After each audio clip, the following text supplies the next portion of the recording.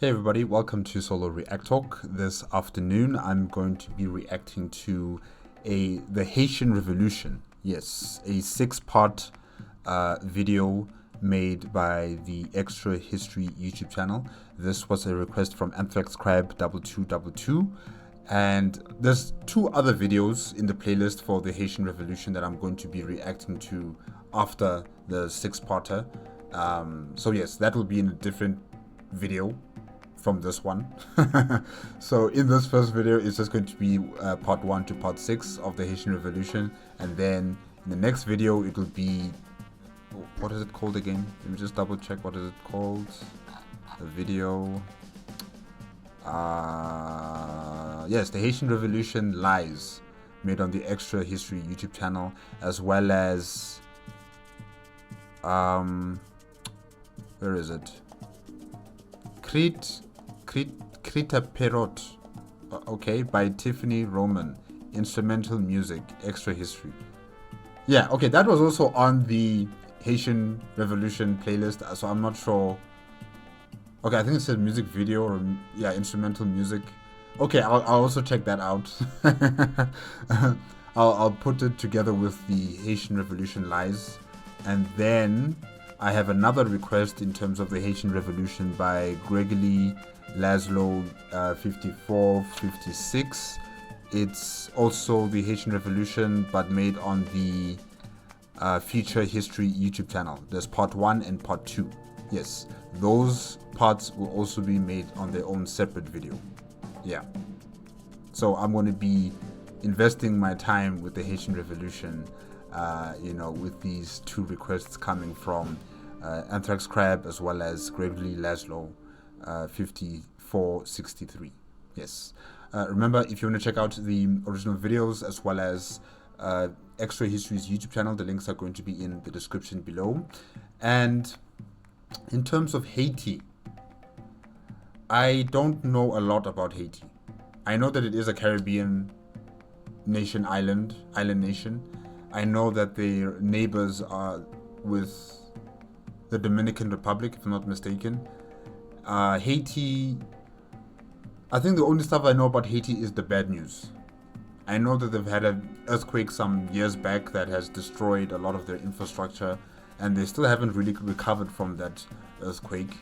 I know that there is a police force from Kenya that operates in Haiti, for safety and security purposes, because the government, the national government and the local governments can't seem to, maintain or control their country well enough. And that's why the Kenyan police are there to help out with safety and security.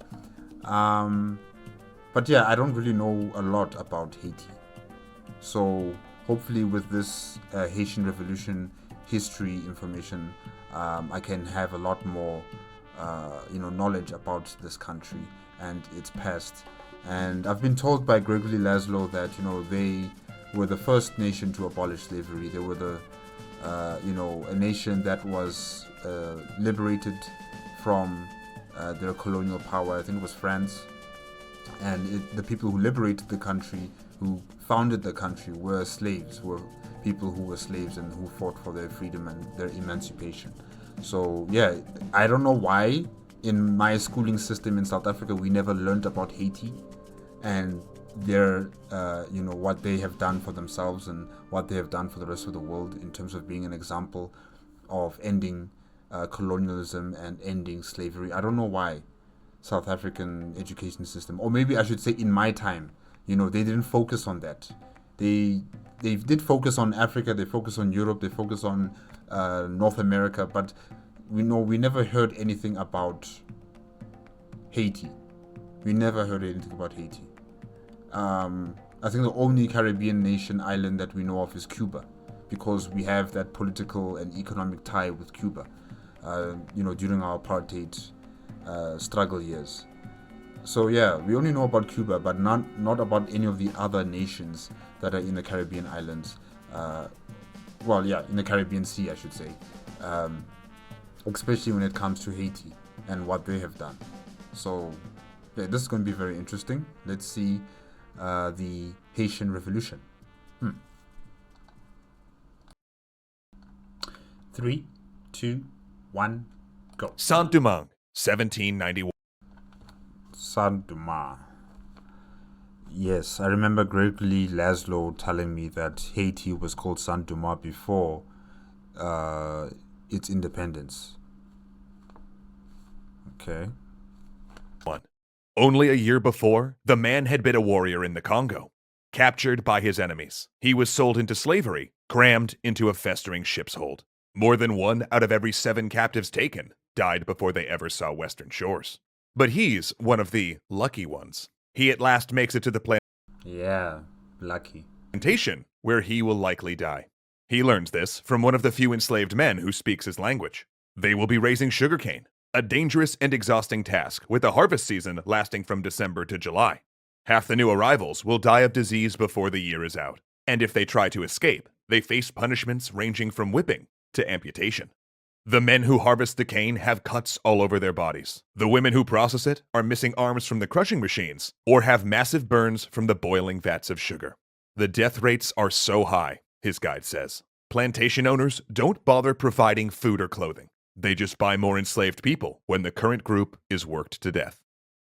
I mean, they didn't even consider them as human beings. They just saw them as animals to be used and to be thrown out once, they can no longer work. They never saw black people as human beings, black Africans as human beings. They never saw us that way for the longest of times. But not for much longer, he says. It is good this new arrival is a warrior, because they have use for warriors. There's going to be a revolution.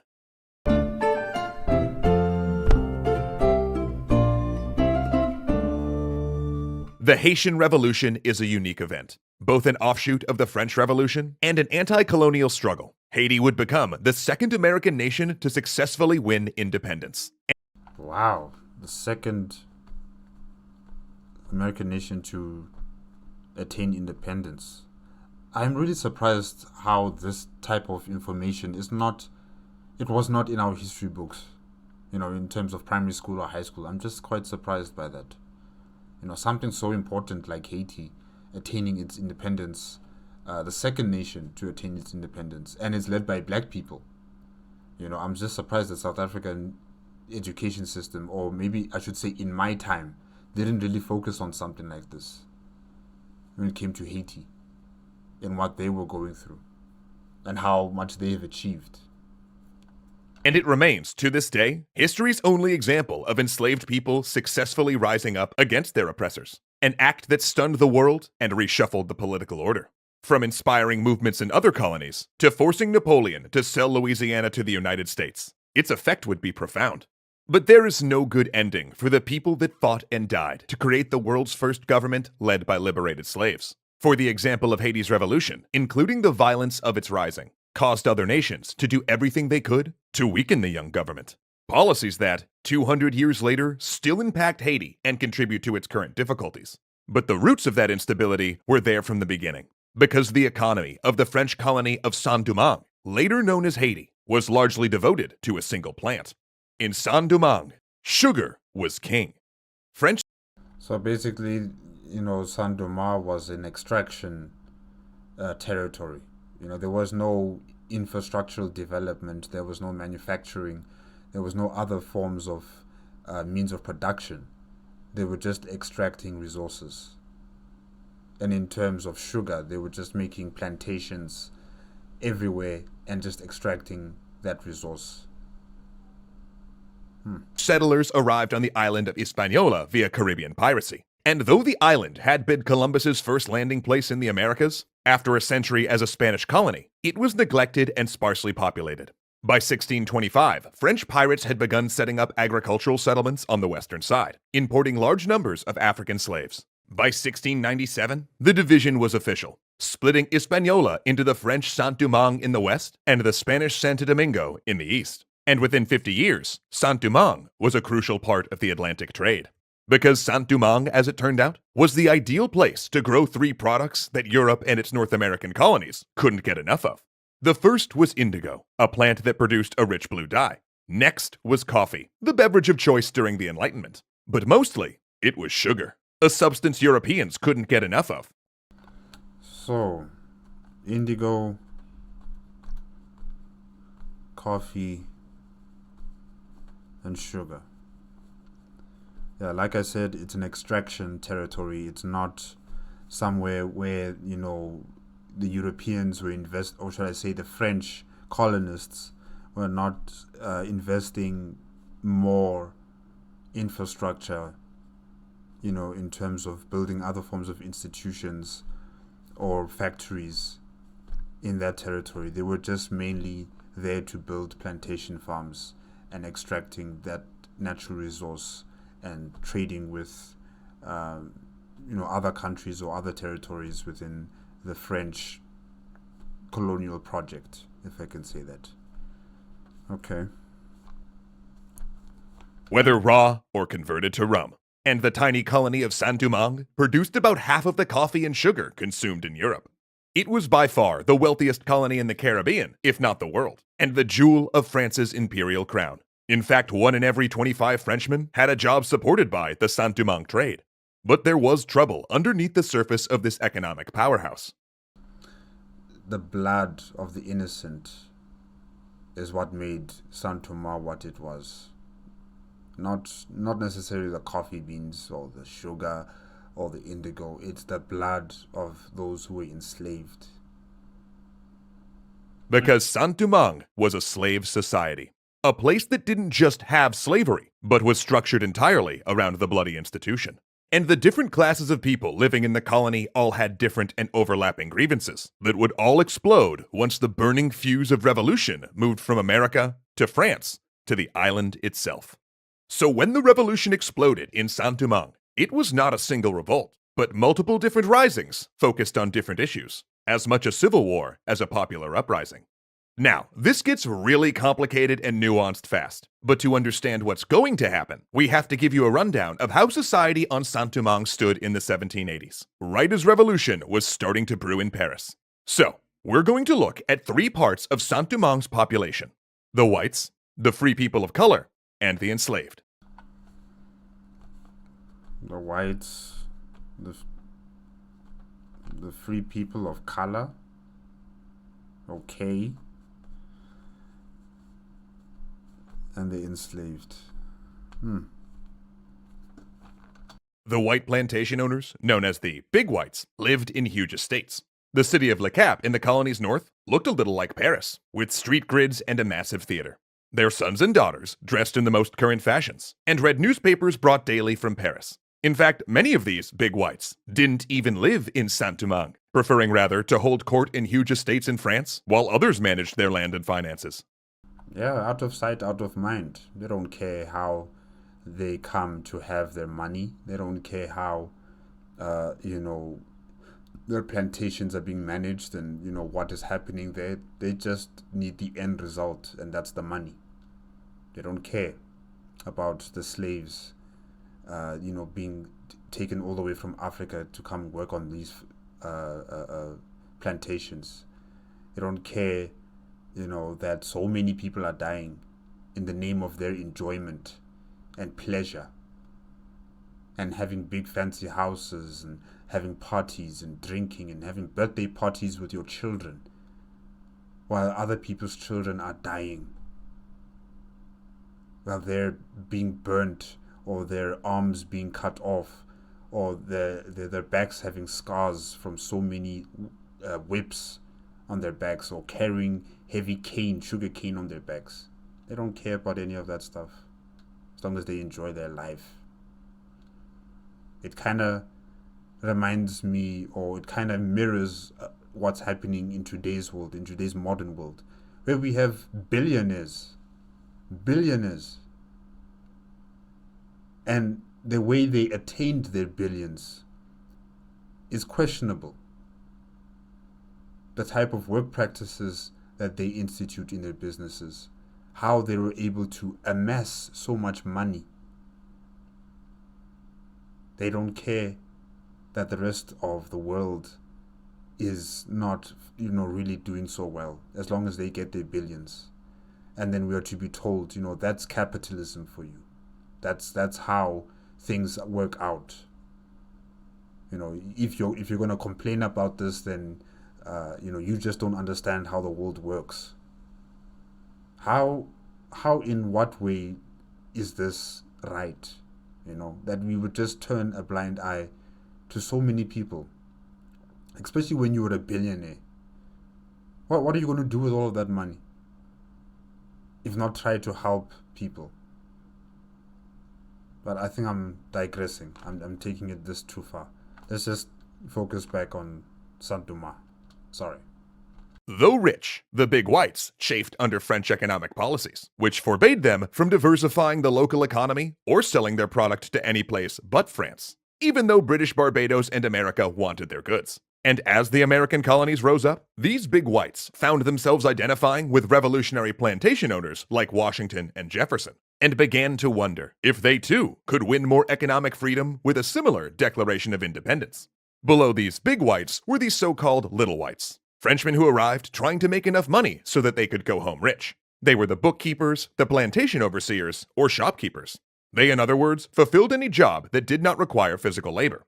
These little whites resented the big whites for their money and power, looked down on the enslaved as inferior, and considered the colony's free people of color, often richer and better educated, as economic rivals.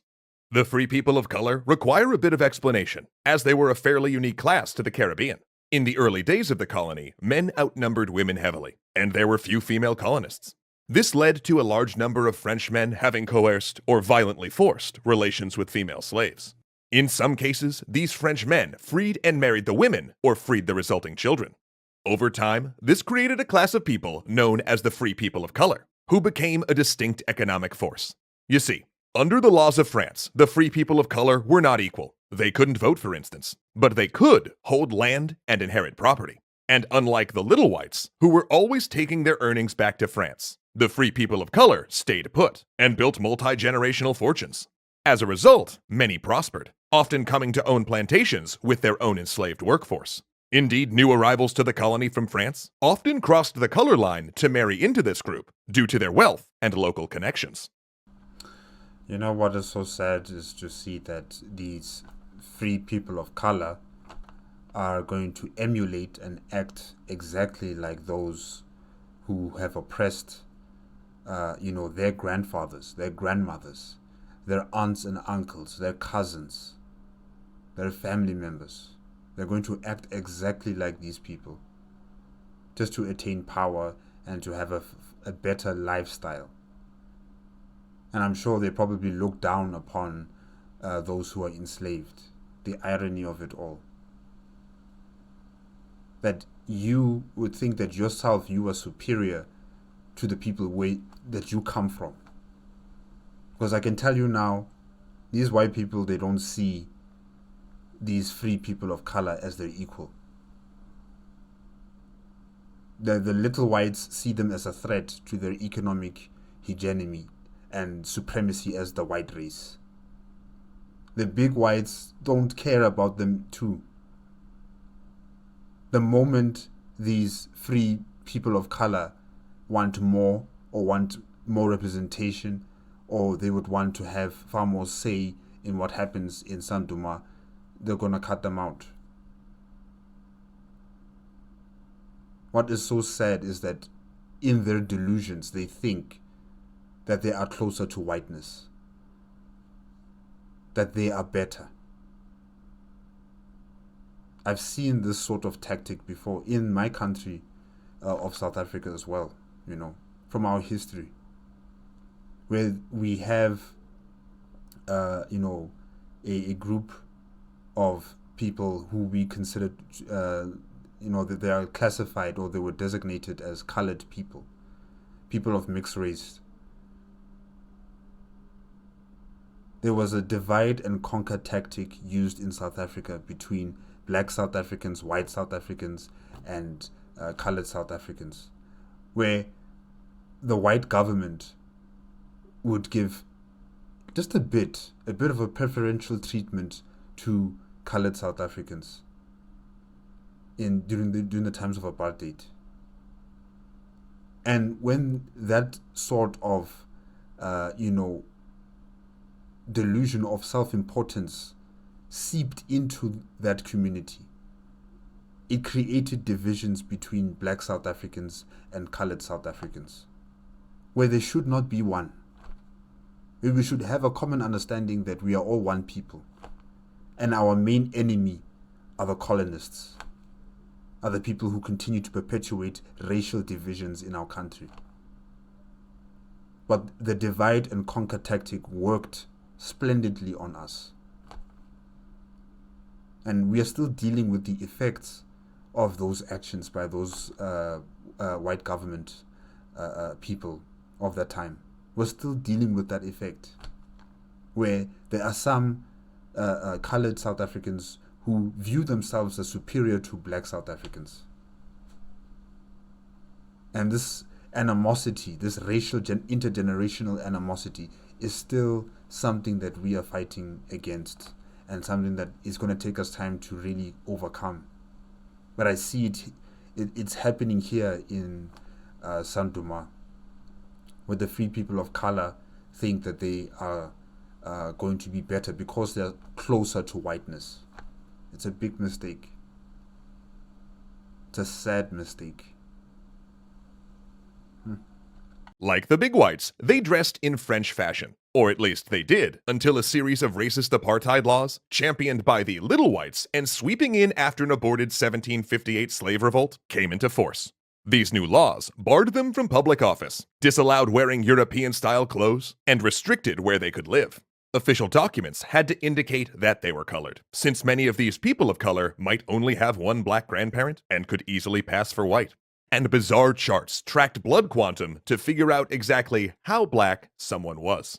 With a fairer system still within living memory, the free people of color would see the French Revolution as an opportunity to gain legal equality as citizens. Though don't mistake that for abolitionism. They often saw themselves as separate from the recently arrived enslaved and opposed the idea of emancipation. And then there were the enslaved, a group that outnumbered all the other groups 10 to 1.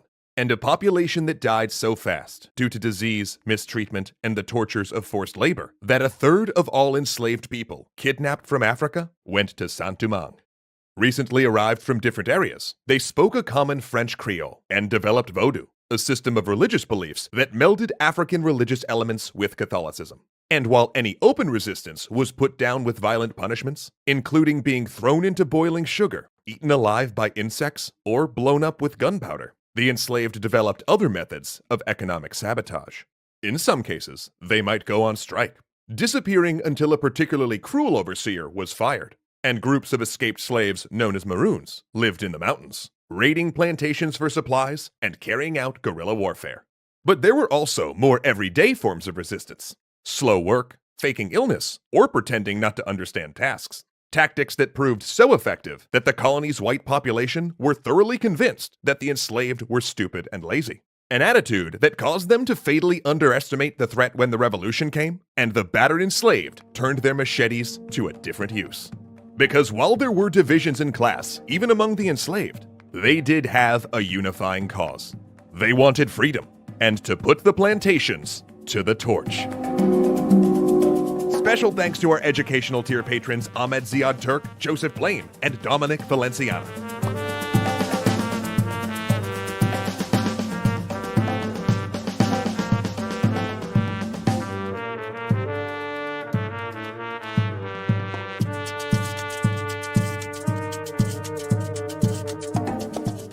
Paris, August 26, 1789.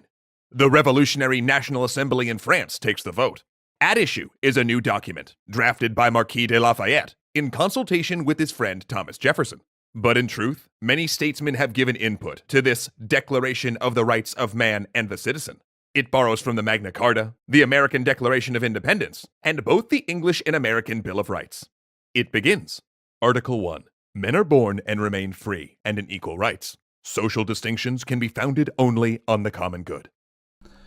Yeah, this document doesn't clearly specify the race. It doesn't say all races, it just says men. And these white people never considered black people as men or as women. They saw them as animals. So this article is purely for the white man. And no one should misunderstand that. But I think people are going to misunderstand it, especially because it's the Haitian Revolution. People are going to misunderstand that. When they say, all men should be free or all men should have rights, they don't mean the free people of color. They don't mean the enslaved. They mean white people. Though they do not know it, these words will light a fuse that will burn all the way across the Atlantic and blow the slave society of Saint-Domingue to smithereens.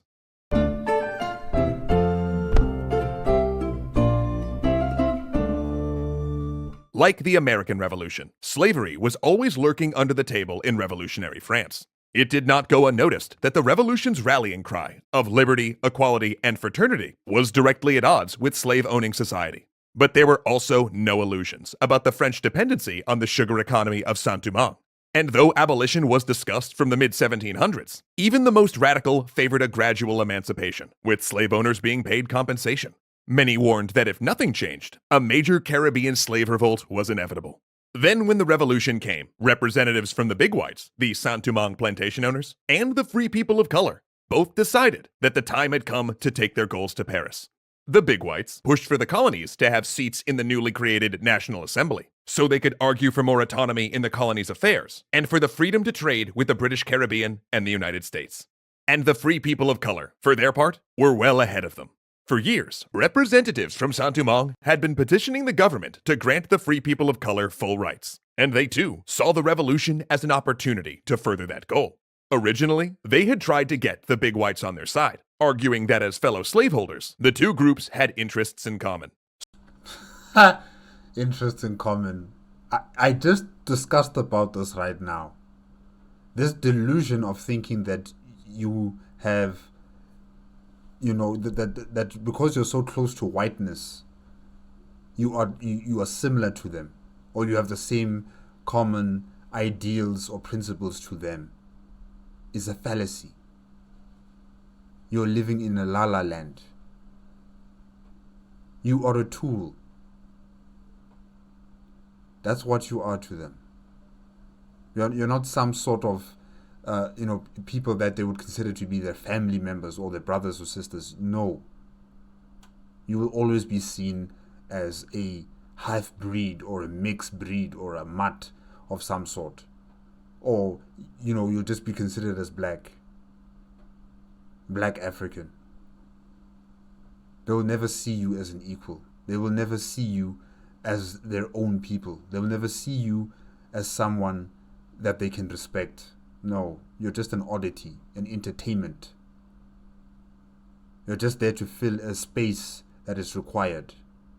Once you overstep your boundaries, you will be cut out.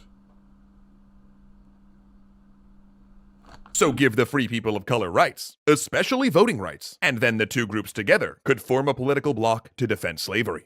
The big whites, though, weren't having it. They opposed any reform to the colony's racial caste system. So instead, the free people of color made an alliance with an abolitionist society called the Friends of the Blacks. And they argued that granting full rights to free people of color would be a major step on the road to gradual abolition. They don't want that.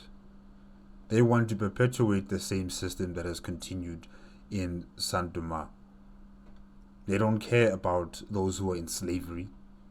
They never did. Why would they start now? And here's where I'd like to pause for just a second, because this is the last time in this series where things will be relatively simple. Yeah, all of that stuff before was the simple part. Right after this point, both Saint-Domingue and France are going to use a technical historical term, go nuts. Everyone is going to ally with everyone else, and then change sides 15 minutes later. Legislatures are going to vote for reforms, dispatch messengers, dissolve, reform, and then reverse those reforms before the initial messengers even arrive.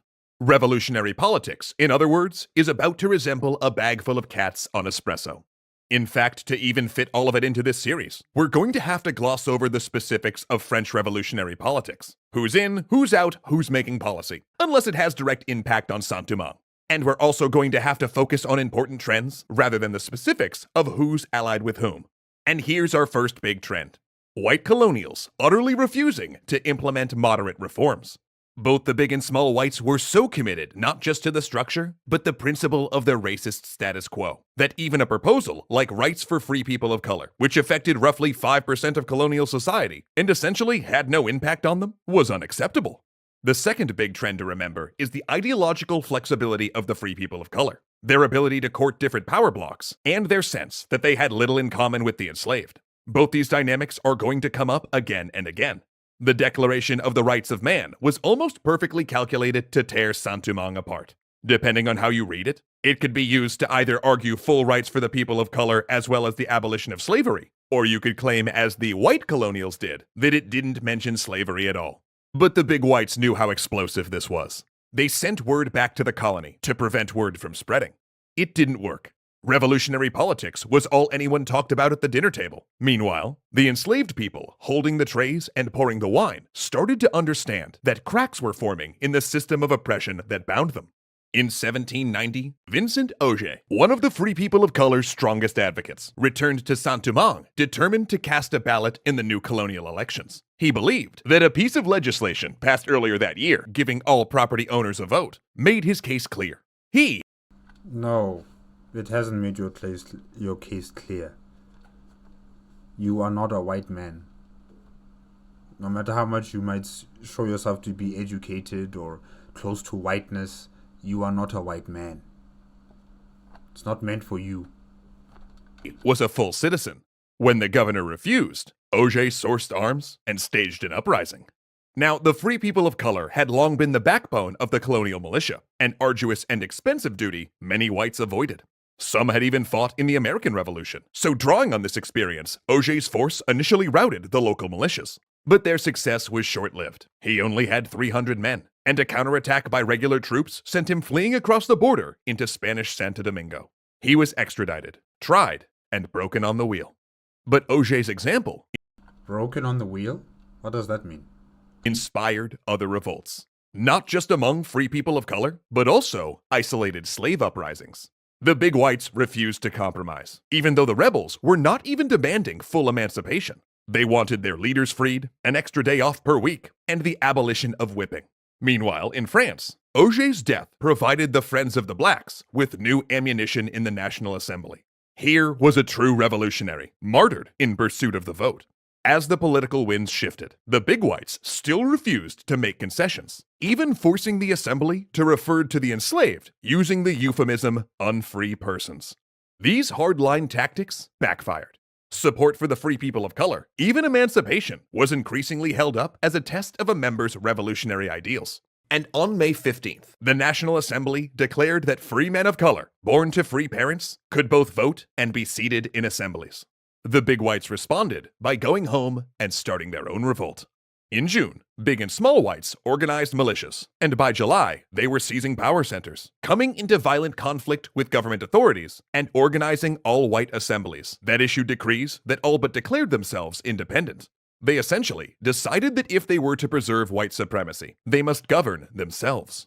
That summer, the colonial whites fought government forces, and then they fought militias formed by the free people of color, who were furious about the all-white assemblies. Then, the colonial whites, along with government troops, engaged scattered slave uprisings. And in all of that internecine conflict, they were unable to see what was coming, because the long fuse of revolution was about to hit the powder keg. Now, one issue with studying the Haitian Revolution is that the enslaved, the faction that would eventually win, were largely illiterate and left few records. So, piecing together the specifics of the uprising, particularly its clandestine origins, takes a bit of detective work. What we do know is there had to have been months, if not years, of preparation.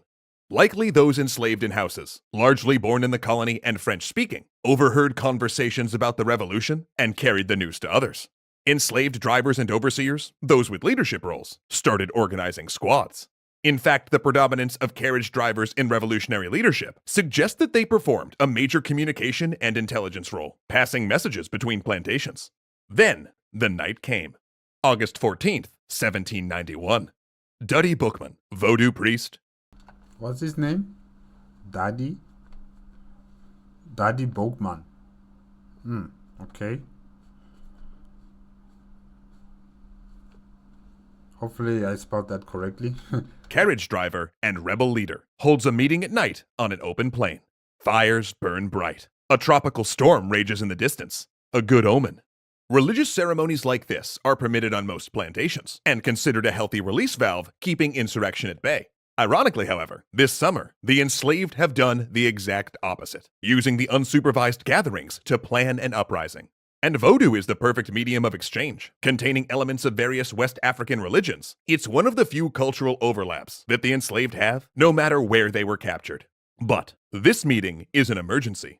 A cell has triggered the uprising early, and upon capture, confessed everything. The plantation owners, thankfully, had not believed that the enslaved could organize on the level their captives described. According to tradition, bookmen and several priestesses extracted oaths and drank animal blood to seal a pact with the goddess of love. They swear to free themselves and free the land. Goddess of love?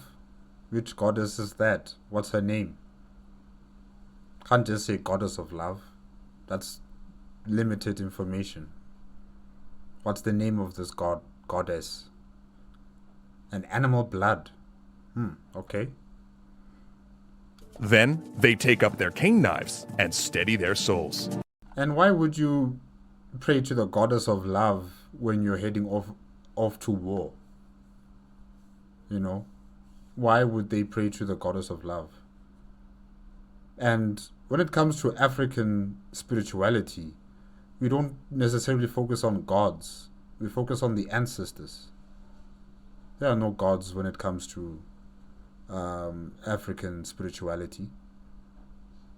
Or maybe I am reaching too much. Maybe there are cultures and communities where they also believe in gods and deities in some sort of way.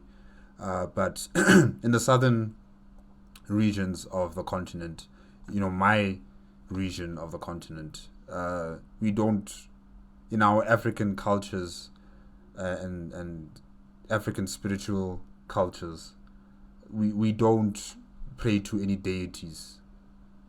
We venerate, we commune with our ancestors, but we don't pray to any gods of love, or I don't know what these guys were doing with their voodoo chanting and preparing themselves for war. But it's interesting. It's different. It is definitely different.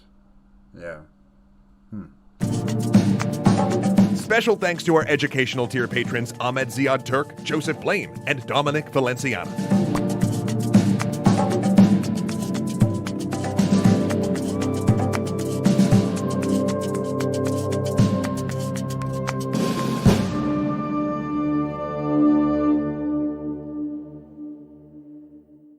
August 22nd, 1791.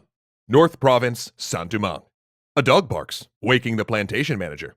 He tells the mutt to quiet down and drifts back to sleep. Minutes later, there's another noise. He rises and goes to the window, where he then sees that his house is surrounded by the plantation slaves, carrying machetes and torches. "Who goes there?" he calls. A voice like thunder answers, "It is death." You reap what you sow.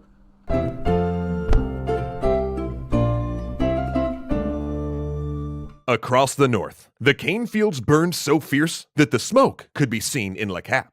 The revolt had come with such precise timing and explosive force that it stunned the plantation owners and the French authorities. Indeed, it was so well planned that most of the various factions in Saint-Domingue thought that the enslaved couldn't possibly be the ringleaders, and they openly accused each other. White militias attacked and killed several free people of color, who they accused of masterminding the rebellion as revenge for the death of Auger. Even as all of this happens, the free people of color still, in their warped perception, still think that they are closer to the white people than they are to those who are enslaved. At this moment of revolution, at this moment of anarchy, they should have been joining with those who were enslaved to unite against these colonial, masters. The big whites and the small whites. They should have joined forces together to defeat these colonial oppressors. But instead, still, even when there is this apartheid style of legislature that has existed in Saint Domingue, they are still going to be seeing themselves as superior to the black slaves in Saint Domingue. They'll still rather see themselves as equal with the small whites and the big whites. Plantation owners besieged the royal governor with requests for protection and ultimately accused him of intentionally letting the rebellion continue. The free people of color often said that it was actually the big whites who'd whipped up the rising as a way to take control of the colony. The irony, of course, was that all of these groups were pro-slavery, and if they had set their differences aside, they may have successfully repressed the uprising. But instead, the plantations burned. Rebel militias moved from plantation to plantation, liberating the enslaved and burning every physical representation of their oppression: cane fields, coffee plants, mills, and refineries. This also meant violence against the people who had oppressed them, and there were a number of overseers and plantation owners killed in retribution for centuries of oppression.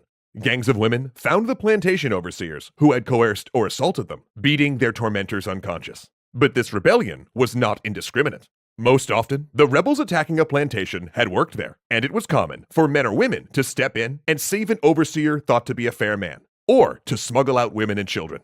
In fact, the scene that started this episode comes from a first-hand account of the rebellion, and the reason that overseer lived to tell his story was that one of the rebels, a man who had been enslaved on that very plantation, stepped forward to demand the overseer's safety. Who was that man? Duddy Boukman, who had triggered the rising with his ceremony. Propagandistic descriptions of the rising, sent back to France, claimed that thousands of white men, women, and children were killed in the initial rebellion. While this image is stuck, it's inaccurate. A commission at the time counted 400 whites dead in the first 4 months, including those killed trying to put down the uprising. The toll on the rebels ran much higher. Most of them were armed with only machetes and agricultural tools. Only 1 in 5 had a firearm. But they did have other advantages. Many had been sold into slavery as prisoners of war, veterans of tribal conflicts who were adept at guerrilla warfare. Their raids, heralded with the blast of a conch shell, became infamous among their enemies. Even professional soldiers marveled at the rebels' bravery in the face of the superior firepower. Due to a belief that the spirits of those killed returned to Africa, they attacked with a relentless courage, literally throwing themselves on cannons, jamming their arms into barrels and wheel spokes so the guns could not be reloaded or withdrawn. They suffered terrible casualties in pitched battles. 4,000 died in the August Rising alone, roughly 10 for every enemy killed. But they didn't lose morale. They did, however, start losing commanders. Boukman was killed in early November. Infighting claimed others. And as the first set of leaders fell and factions splintered, the violence grew worse. All sides committed massacres. To approach Le Cap, one of the richest... So they've lost the plot, where it was fighting for liberation and emancipation and the abolishment of slavery. Now they're fighting amongst each other. Cities in the colony meant passing a wall of heads on stakes, including that of Boukman. But amidst the swelling chaos, new leaders rose. In the western province, near the city of Port-au-Prince, a separate uprising was happening among the free people of color. There, they managed to sign a treaty with many rural plantation owners, recognizing their shared interests as property and slave owners. They dismissed their all-white governments and installed representatives of both groups instead. After all, the National Assembly had made them free citizens with the May 15th decree. They were only good revolutionary patriots following the law. Those big and small whites in Le Cap and Port-au-Prince, they were the counter-revolutionary royalist traitors talking about independence. Except then a messenger came with the news that there had been a change in power, and the National Assembly had changed its mind. The May 15th decree, making a small number of free people of color full citizens, had been repealed. The plantation owners' rebellion had made the assembly gun-shy, worried that they'd upset an economy that was help propping up French finances. This alliance with the whites was not to last. In November, after a long siege, the army of the free people of color finally entered the provincial capital of Port-au-Prince. Once inside, though, the treaty broke down, as a personal brawl between one of the little whites and a free man of color descended into street fighting that burned 27 square blocks of the city. The alliance was dead. This same thing will happen basically every time the whites and the free people of color try to form an alliance. Everything will be agreed between the plantation-owning big whites and the free people of color, and then the small whites will come along and muck it up. And this is when one of the key figures of the revolution emerged, a free black man named Toussaint Louverture. to to to to to start Louverture. Okay. Ooh. Hey, French. Louverture. Okay. Louverture's background, including any early involvement in the uprisings, is a bit mysterious. He was born in slavery, but gained freedom long before 1791, staying to help manage the plantation where his family was still enslaved. He was also unusual in that he had no white ancestry, like most free people of color, and owned no property. Perhaps this fact, the sense that he was of two worlds, was why he was chosen to broker peace between the big whites and the black rebels in the northern province. Because you see, by late November, it was a stalemate. The rebel army held much of the countryside, but the whites and government forces controlled the cities. In addition, a commission had just arrived from France with news that the country had a new constitution, one that granted amnesty for actions committed during the initial revolution. Louverture helped the rebel generals create terms, then carried them to the big whites, and get this, here are the terms that the generals of the rebellion offered. The enslaved would return to the plantations, and the generals would get freed. What? No, man. That's what is that? No. Please. Yeah, you heard that right. The leaders go free, and everyone else goes back into slavery. See, here's another major theme to keep your finger on. Over and over again, we'll see the leaders of the Haitian Revolution make decisions that benefit themselves at the expense of the movement. Now it's unclear if the This is so sad. This is so sad. At the expense of the people and their plight and their, sacrifice for freedom and emancipation, you're going to use that for your own self-enrichment. That's sad. That is just sad. generals could even have gotten their troops to accept these terms, but we'll never know. Because the big whites, once again, completely refused to compromise, rejecting even these terms. The only winner was Louverture, who gained major respect among the generals. In fact, he was soon one of them, a fellow general in the rebellion. And like many of the other generals, both of the rebels and the free people of color, he settled into living in a large house, giving orders in the little jigsaw piece of the north he controlled. And that's when Louverture began showing himself to be an exceptionally able statesman. To me, so far, he looks like a tool. He looks like a puppet. Give that puppet a mansion, give him a hat, say that he's a general, and he will obey your commands. He will do whatever means necessary to keep this system going because he's benefiting from it. On the battlefield, he brought an organization and discipline to his forces that was previously missing in the rebel armies. And his political talents, too, were exceptional. He was excellent at striking compromise, bringing opposing sides together, and finding a situation all could live with.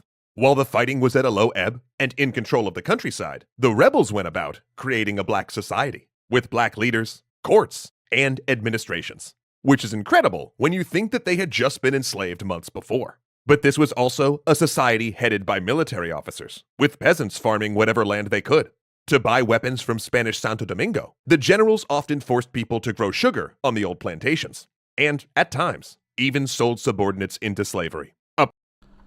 A practice Louverture refused to take part in, because the revolution to this point was about better working conditions and more power, rather than abolitionism. But that would soon change, because a ship was coming. On it were several commissioners from France, carrying a newly signed law granting full civil and political rights to the free people of color in the colonies. Oh, that's right, the government had reversed itself again, going from some free people of color having rights to none, to then everyone, all in about 4 months. But the commission also carried orders to crush the white extremist dreams of independence, integrate the local assemblies, and end the slave insurrection. They came with 6,000 soldiers, but they would need more. Because within 6 months of the commission's arrival, other ships would be arriving in Saint-Domingue, ships from Britain and Spain. France was at war, and the war in Saint-Domingue was going international.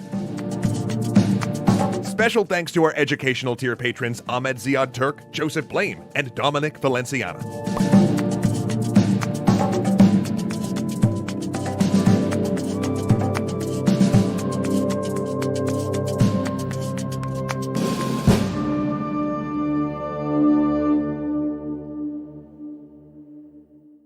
Saint-Dumas. September 1792. Two men arrive from France. They're here to address the question of rights for the free people of color. It is the second commission, the first group having carried a completely different message. But this group makes their intentions clear when they land.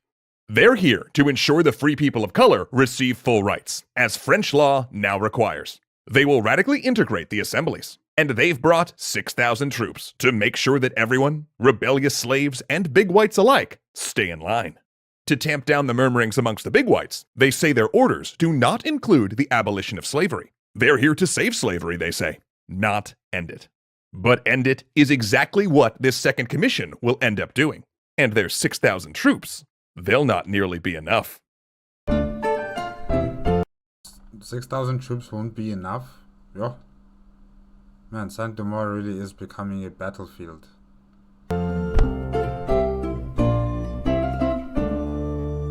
Despite assurances, the white population of Saint-Dumas feared the commissioners were secretly working toward emancipation. And there was a reason for that. Both commissioners were known abolitionists, and the big and small whites made the decision to refuse to work with the commission, comply with their laws, or even help them fight the rebellion. The free people of color, though, were only too happy to show their loyalty to the commission. Soon, the free people of color and French troops were fighting side by side, making great progress against both white separatists and black rebels.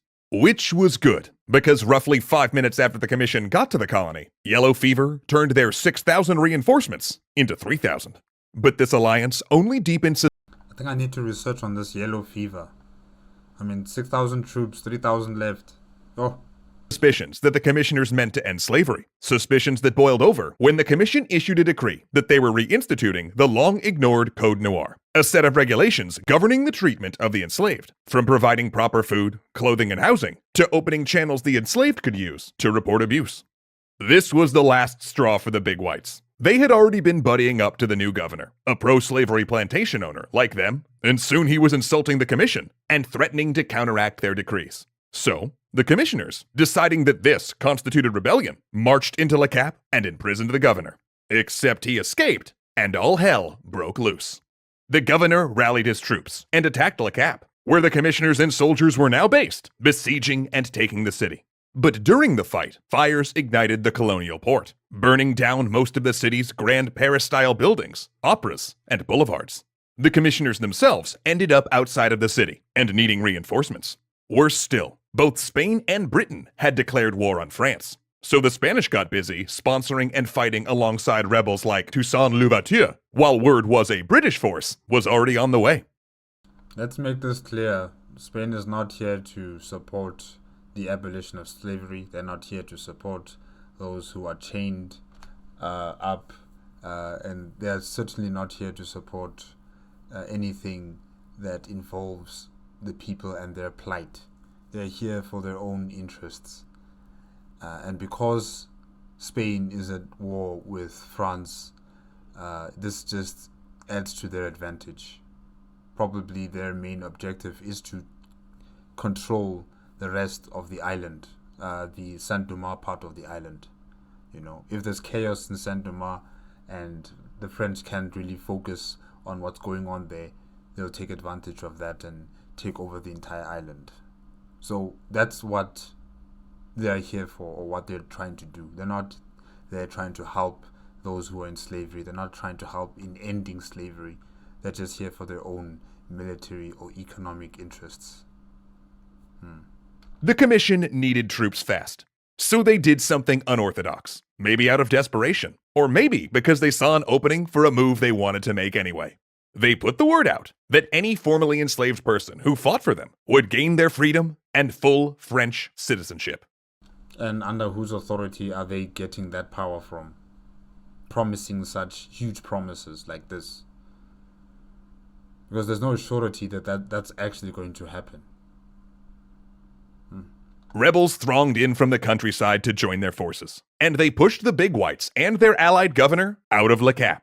Over half of the colony's white population boarded boats and fled overnight. But now agreeing to free a few people with conditions let the genie out of the bottle. Once Saint-Dumas' formerly enslaved population heard that emancipation was in fact on the table, rumors of abolition raced across the North Province, and on August 29, 1793, The commissioners took the leap. Pressed by the rebels, Spain, and now Britain, the colony slipping away, they did the one thing that they believed could turn the tide: a general emancipation. All former slaves born in the colony, along with their families, would be freed. Yet while this news was greeted with enthusiasm in the rebel-held North Province, not all the rebels came to the Commission's aid. Toussaint Louverture and many other generals were skeptical of whether this promise of freedom would hold. After all, the Commission was exceeding their authority. Indeed, they'd even gotten a recall order due to their actions, and the last colonial governor who'd overstepped had been recalled to France and guillotined. Also, this Republican French government had already become infamous for changing its mind. Because remember last episode, when the free people of color had rights, and then they didn't, and then they did again? Yeah, well, the rebels remembered that too. Not to mention previous trades of freedom for military service had also gone badly. And Louverture, along with these other generals, had a more consistent ally, a rival power, who owned the western half of the island: Spain. In fact, though Spanish troops had only crossed the border recently, Spain had covertly supported the slave rebellion since its earliest days. But now with open war declared, Louverture's forces were receiving arms, ammunition, and even uniforms from the Spanish. And that alliance with Spain did seem more suited to Louverture. After all, Spain had not promised them liberation. It offered to recognize that the enslaved had liberated themselves. Spanish political policies, too, lined up with the rebels, because most of the rebels were royalists, who, due to incorrect rumors, believed King Louis was pro-emancipation. They disliked revolutionary ideals and symbols, mostly because their enemies, the small whites and the free people of color, had enthusiastically adopted them. Not to mention, Republican France was making moves on religion, suppressing the Catholic Church and replacing it with their own secular variant. And most of the rebels found that deeply offensive. Yeah, that's a wild story actually, and we'll get to it, one day. But there were also cracks forming in this Spanish alliance as well. First of all, the war in Europe had turned, and Republican France suddenly looked like it might win.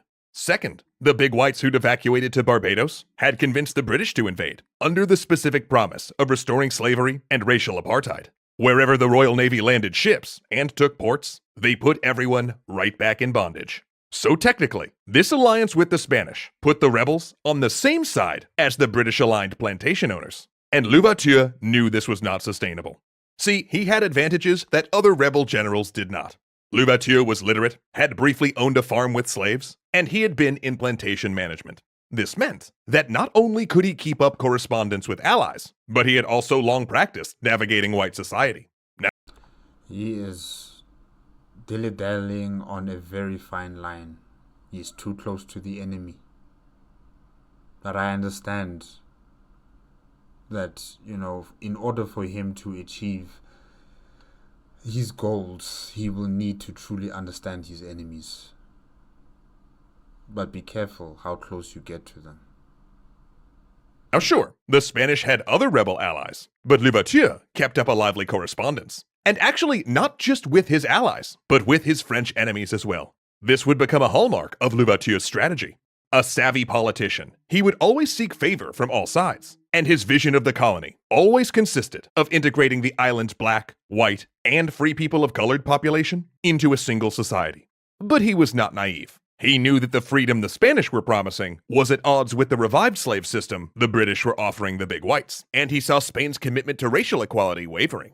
As both news and the rhetoric of abolition crept across Saint-Domingue, both his political ideas about general emancipation and his political calculus began to shift. Because the revolution was beginning to craft its end goal, a thing that had been nebulous and confused up to this point: the complete abolition of slavery.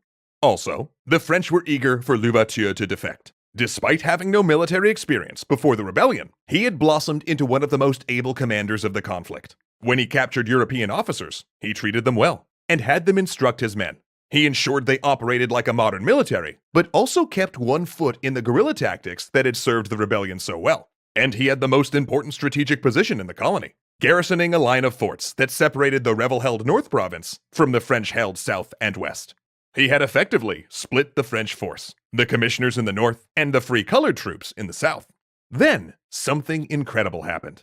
In February of 1794, representatives of the colony spoke before the National Convention on the issue of slavery. It was a tricolor commission, consisting of one of the big whites, a free black army officer, and a free person of color. They argued that emancipation was the only way to keep control of the vital economic engine of Saint-Domingue. Not to mention, it was also the purest expression of Republican principles. They got more than they bargained for.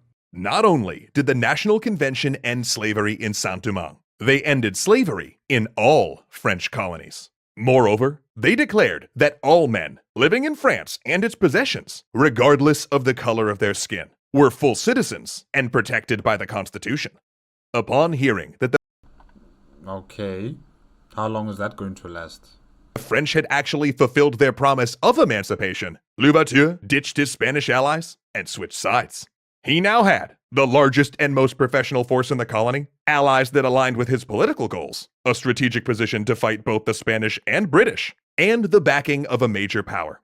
By 1795, Spain was knocked out of the war, ceding their side of the island to France. British troops were dying in droves of yellow fever, with 30,000 more on the way to help end the war. Yet it would do no good. The time of the European powers in Haiti was waning, and the rebel generals would instead turn on each other. For the war of muskets and uniforms was over, and the war of knives had begun. Special thanks to our educational tier patrons Ahmed Ziad Turk, Joseph Blame, and Dominic Valenciana.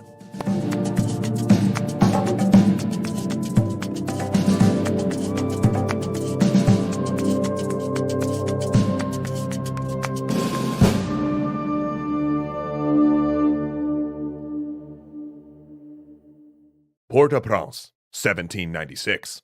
The British soldiers come ashore and die. Come ashore and die. One of the largest expeditions to this point in British history. Is it the yellow fever? Wow. This fever is really deadly. And it spread so fast. Oh. 20,000 men and thousands of German mercenaries disembark. Within 4 months, most are cut down by yellow fever. Back in Britain, troops riot upon the announcement of a deployment to Saint-Domingue. British forces end up hiring 7,000 black mercenaries to fight for them.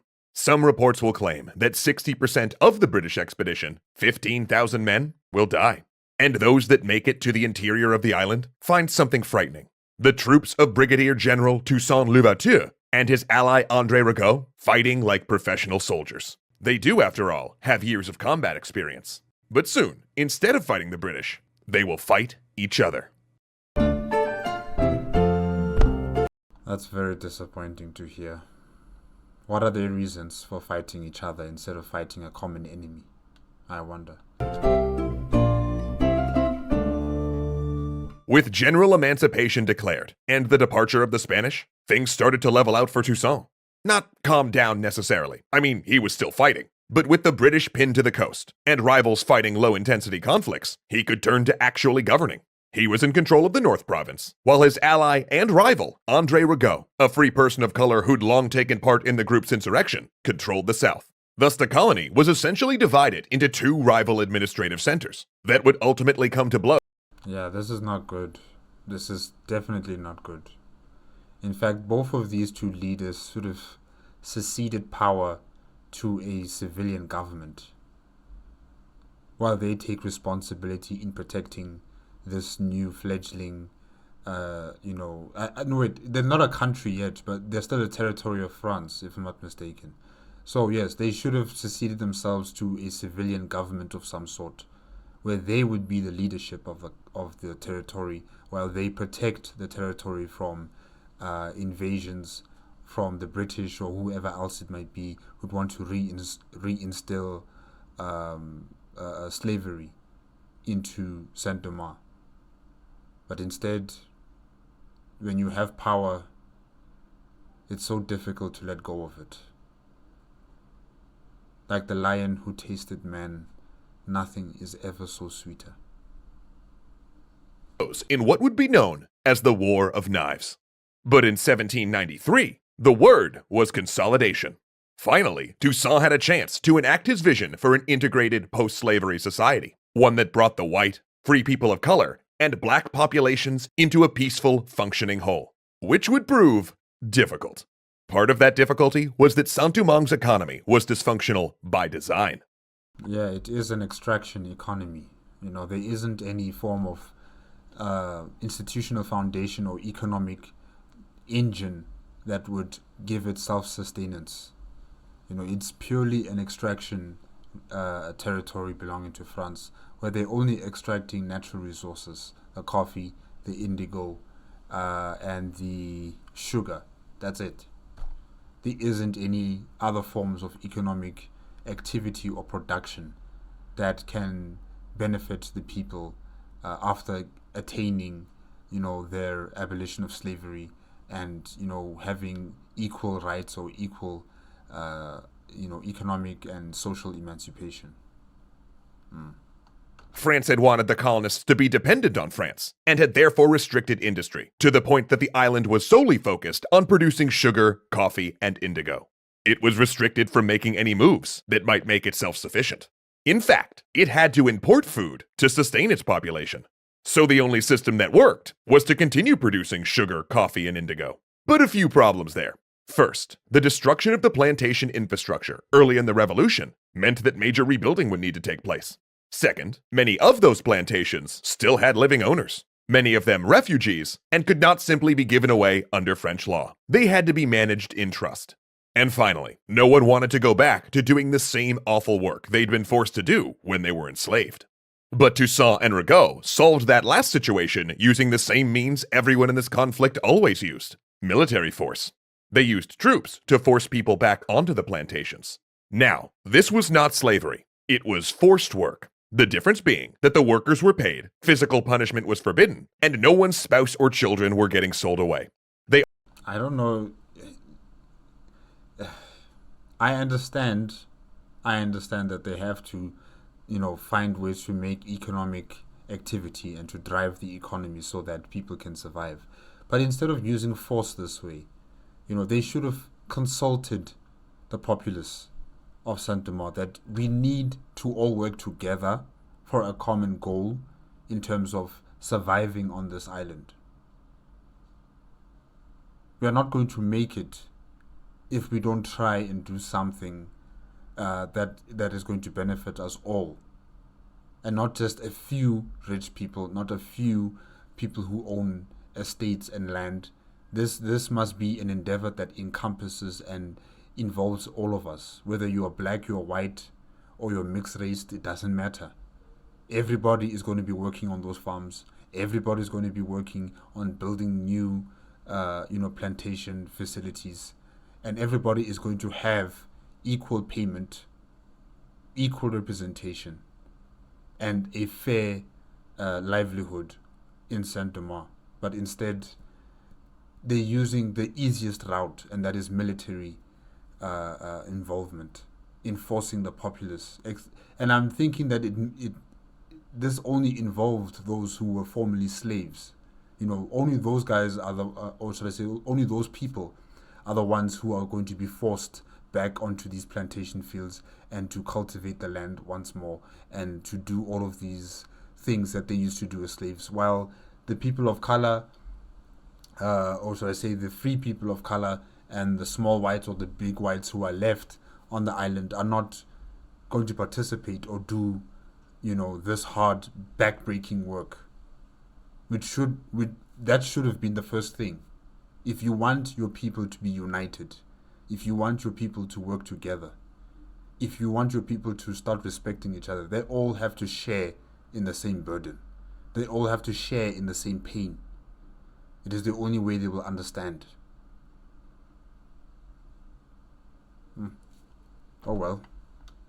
Also had rights and protections as citizens, including the right to legally marry. This is a stain on Toussaint's legacy, as were the violent repressions he unleashed on those who rose against this forced labor program. But in Toussaint's estimation, this, and other autocratic actions he would take, were necessary to guard the freedoms that they had won. He knew that Saint-Domingue, fairly or not, would be seen as a test case for abolitionism, and what happened there would send a message across the world about whether freed slaves could not only be integrated into a wider society, but could build and sustain their own government. If Saint-Domingue collapsed, not only might slavery return, in fact there were big whites in Paris advocating for just that, but opponents would draw the conclusion that abolition had been a mistake, and such a determination would have global consequences. And Toussaint increasingly believed he was the only one that could secure the revolution and the freedoms they'd won. As he fought the British, his power growing, he began to edge out political rivals, even allies. when one longtime rival rebelled and captured the colony's governor, accusing him of trying to reinstate slavery, Toussaint rescued the man and got named lieutenant governor for the service. During the election for the colony's representatives in France, Toussaint steered his rival to victory so that then they would be forced to live in France, far from his developing power center. He would get himself declared Governor General shortly afterward. And in 1798, he started conducting his own diplomacy. He concluded a secret peace with the British, where they would withdraw their troops and naval blockade from Saint-Domingue in exchange for the return of French royalists and a promise that Toussaint would not export the uprising to Barbados. That concluded, he sent a representative to the United States, striking a deal with John Adams so the undeclared naval war between the US and France would not affect trade with Saint-Domingue. Because you see, another running theme to think about, and you're keeping track of all of these, right? Was that Saint-Domingue was always a piece in a larger game. The United States was right next door, as was British Barbados, and France supported whatever leader, in their estimation, best served their interests. And that interplay of various powers sponsoring or intervening in the island's affairs will become a major part of Haitian history all the way to present day. In other words, Toussaint was increasingly behaving like the leader of an independent nation, though he did so with the veneer of French support. He was, after all, a brigadier general of the Republic, and would remain so as long as the French upheld their abolition of slavery. In fact, Toussaint had essentially ejected the previous governor. Meanwhile, relationships between Toussaint and Rigaud began to sour, partially due to that expelled governor playing political games about which one was higher ranking, and partially due to the fact that they both wanted total control. Soon, Rigaud appealed to France, casting himself as the loyal revolutionary, and Toussaint as a dictatorial usurper who wanted independence. Toussaint, by contrast, began claiming that Rigaud planned to reimpose slavery, a slander Rigaud turned back on him. Of course, neither wanted that, but there were factions on both sides willing to believe it. Toussaint had invited back many plantation owners in order to rebuild the economy, so it seemed plausible from that angle. And Rigaud had rebuilt the southern province with a caste system with the free people of color on top. So again, people could imagine it. Both leaders had alienated supporters with their forced work policies, and those alienated groups started believing that the other leader would never treat them like that. And both accused the other of perpetrating a race war, even though there were representatives of all of the island's groups on both sides. Strip away the rhetoric, though, and this was a struggle between two leaders for supremacy. And when two elephants fight, it's the grass that suffers. That's what's going to happen here. When these two very powerful, very bold elephants start fighting each other, it is Saint-Domingue that's going to suffer. On June 6, 1799, Rigaud sent 4,000 troops to seize several border towns and negotiate the defection of one of Toussaint's veteran regiments. The act triggered a small uprising in Toussaint's northern territory, and he dodged 2 assassination attempts. In one, Toussaint had his hat shot off and an aide killed. In another, his carriage was peppered with a volley of bullets, though by pure chance, he was not inside. Thus began a civil war that would come to be known as the War of Knives. And it earned that title through blood. Both sides offered no quarter, and prisoners, when taken at all, rarely lasted long. At the outset of the conflict, Rigaud's forces, better trained and equipped, made quick gains against Toussaint. But the northern general had an enormous numerical advantage, and the increasingly open support of the United States. Not only were the Americans shipping Toussaint arms, at times, the United States Navy intervened directly, providing fire support during sieges and blockading ports. The American consul even issued passports to Toussaint's ships, allowing them to pass the blockade when Rigaud's ships could not. And during this vicious fighting, one of Toussaint's commanders rose to prominence, Brigadier General Jacques Dessalines, a former slave who had fought through the revolution and who was known for massacring prisoners and rebels with such vindictiveness. The American consul even issued passports. Hold on, I just need to get the general's name. To Toussaint's ships, allowing them to pass the blockade when Rigaud's ships could not. And during this vicious fighting, one of Toussaint's commanders rose to prominence, Brigadier General Jacques Dessalines, a former slave who had fought through the revolution and who was known for massacring prisoners and rebels with such vindictiveness that Toussaint censored him for it. Though in fact, it is possible Toussaint actually ordered these reprisal killings, using Dessalines as a willing scapegoat to avoid ruining his carefully crafted image of generosity and kindness. The war ground to a stalemate. Rigaud besieged and pinned, but Toussaint unwilling to expend the casualties necessary to dislodge him. And then, another commission arrived from France. Yeah. Uh-oh, another one? Another one, announcing another change in government. General Napoleon Bonaparte had overthrown the political system and declared himself consul. His message? To reaffirm that in the eyes of France, Toussaint was the leader of Saint-Domingue. The war ended basically overnight, with Toussaint allowing Rigaud to slip away into exile in France, which left Toussaint free to invade Santo Domingo. While technically still French, was still administered by the Spanish. He claimed it was to prevent his free citizens from getting kidnapped and sold into slavery there, but it may have actually been a bid to bolster his forces through liberation and control all of the island's ports. Because Napoleon's representatives also brought word of a new constitution, one that rescinded the idea that colonies should have the same laws as France. Instead, they would have special laws, tailored to their unique conditions. In other words, Napoleon planned to bring back slavery. In response, Toussaint wrote his own constitution, his own special laws, stating that Saint-Domingue was a sovereign black state, one that rejected slavery outright, and one where he was governor for life. He all but declared independence, and then prepared for invasion. Governor for life. Special thanks to our educational tier patrons Ahmed Ziad Turk, Joseph Blame, and Dominic Valenciana.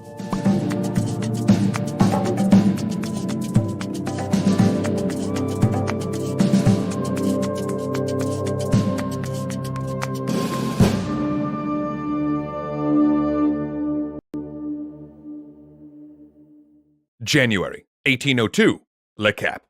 20,000 French soldiers arrive off the coast of Saint-Domingue.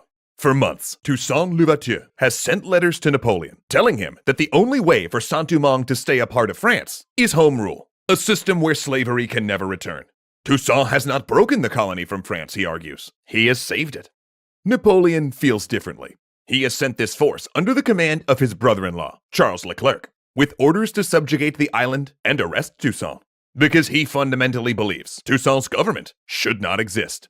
My decision to destroy the authority of the blacks in Saint-Domingue, Napoleon said, is not so much based on consideration of commerce and money, as on the need to block forever the march of blacks in the world. And in that endeavor, he will fail.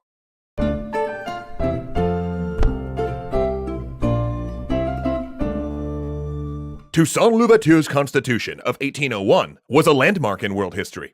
Not only did it state that slavery would never be allowed in Saint-Domingue, it made Haiti the first nation in the world whose constitution forbade discrimination on the basis of race and skin color. It's an incredible document, and many nations will spend a century and a half catching up to those same ideals.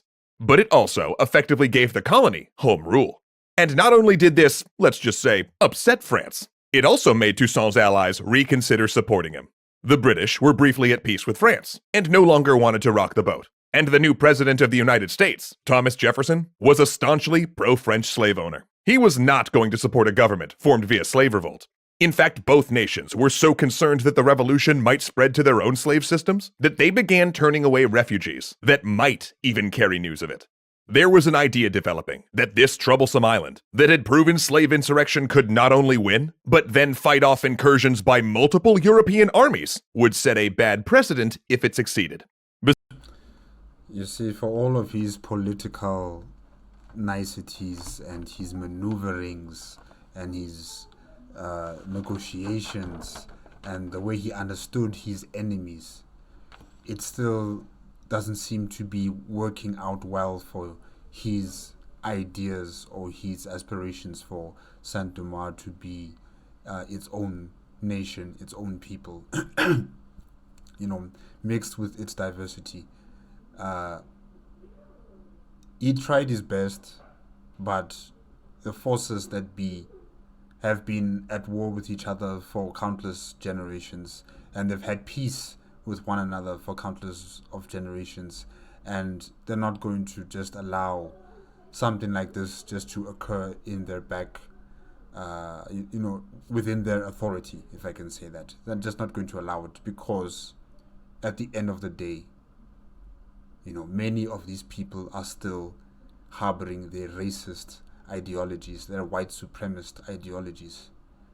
No matter how much reasoning or logic you'd want to use, no matter how many times you try to explain that slavery is not going to come back because of 1, 2, 3, 4, they're not going to listen to you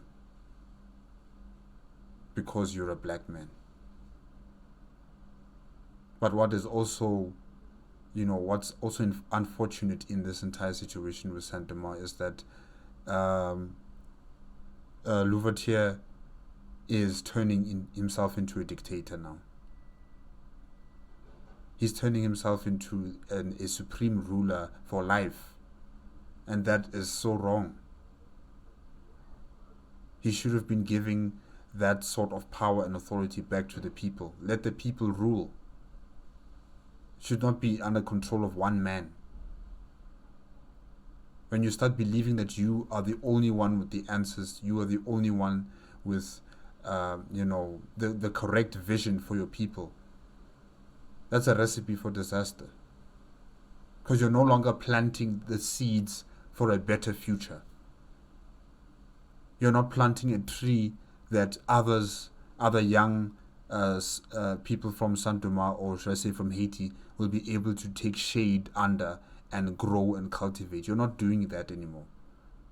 You are only doing what is best for you and what you believe is right.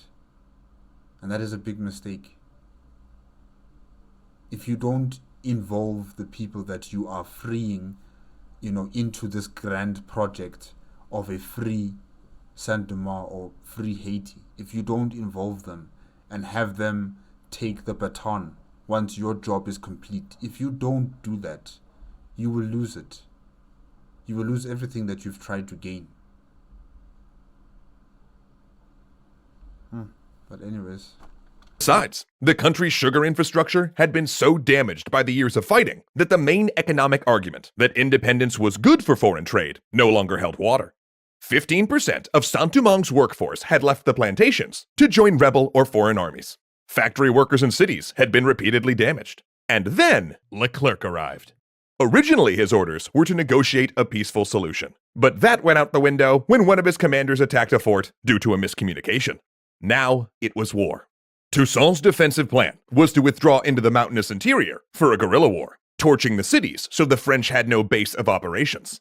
Experience taught him that these new arrivals would suffer badly from disease, and that would be his advantage. But 2 months before Leclerc arrived, Toussaint was forced to put down a rebellion, led by his adopted nephew, who had never been fully on board with the forced labor program. Soon, Leclerc secured the Santo Domingo side.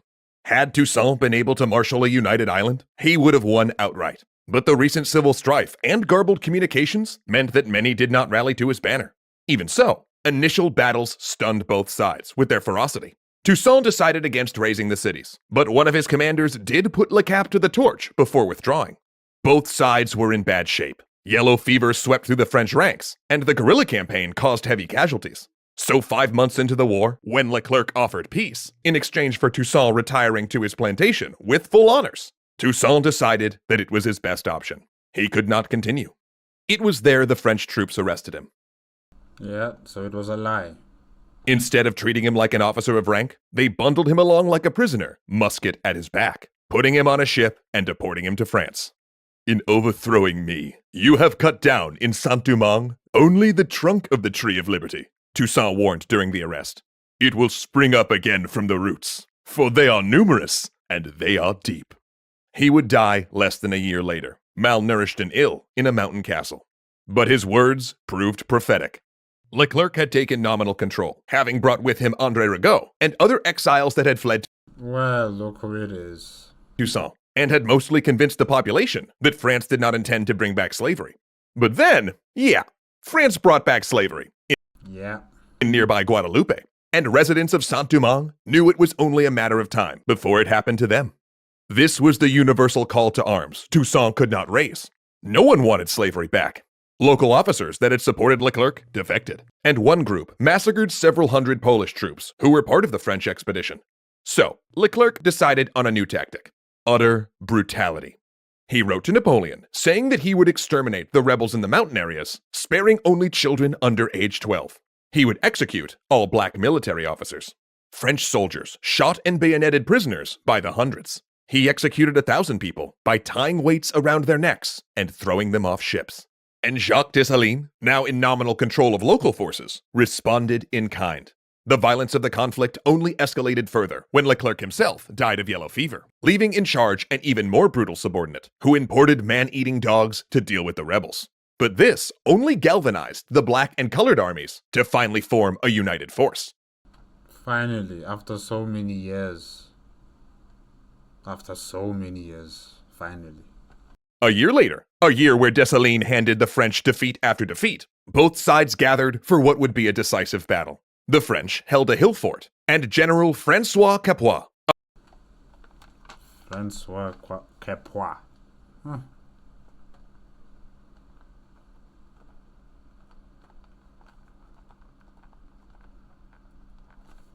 a man who had risen up the ranks to become a general and was known as Capua the Death, sounded the charge. French cannons tore into their ranks. Capua and his soldiers clambered over the casualties, regrouping when broken, reforming and pushing on. On the fourth assault, Capua tumbled to earth, his horse mutilated by a cannonball. He rose, and a bullet snatched away his hat. Then he drew his sword and ran in front of his men, yelling, "Forward! Forward!" The display was so incredible, the French stopped firing and applauded his bravery. A French officer rode That's weird. forward to carry the general's compliments. After this weird little aside, then the fighting resumed. Rebel generals serving in the front line were wounded. Shots tore away pieces of their uniforms. Still, they attacked. Then, the revolution ended as it began, with a storm. Lightning rent the air, and water poured down. The French withdrew, their position untenable. They sent a peace envoy the next day to negotiate their withdrawal from the island. Of the 80,000 French troops sent to Saint-Domingue, only 30,000 would return. In fact, their withdrawal was part of a general French pullback from the Americas. The vast expenditures of blood and treasure in Saint-Domingue convinced Napoleon to cut his losses and focus on his European wars. To help that pursuit, he sold Louisiana to the United States. Dessalines was supposed to send the French wounded back to France after Leclerc's withdrawal. He drowned them instead. Because Dessalines had learned something from all of those years of indecision around slavery. With its wild reversals over civil rights and abolition, with French citizens like the Big Whites constantly trying to undermine and reverse every freedom won, the French had sent a message over the past decade that the people of Saint-Domingue would never be safe under the rule of white Frenchmen. Exactly. So, after declaring the island to be the independent nation of Haiti, Dessalines ordered all remaining white French should be massacred, even the women and children. The people were reluctant. Too bad it's not like his predecessor, Louverture, where he wanted a united in diversity Haiti, or united in diversity Saint-Domingue, where it's the white people, the black people, and the, what do they call themselves again? The black people, the free people of color, have a united in diversity community living in Haiti or in Saint-Domingue. Too bad it's not like his predecessor who wants that. Now this is just going to send a message or an image to these European powers and to the United States of America that, Saint-Domingue is a dangerous place and we should cordon it off, we should blockade it economically, socially, politically. They need to be quarantined because whatever is happening there, it should not spread to wherever else they control in the Caribbean or anywhere else in the world. He didn't have the political savviness of his predecessor. That's unfortunate. And often only complied when Dessalines showed up with an army to enforce the edict. Some French escaped, pretending to be Americans or British, who were not subject to the decree. But the message Dessalines intended to send backfired. It further isolated Haiti, with the United States refusing to recognize its government or trade with it for 60 years. Dessalines' military rule and crowning himself emperor continued to set the new nation on a troubled path. Like your predecessor, you're also leader for life, and that's not what is needed. We don't need military commanders being leaders for life.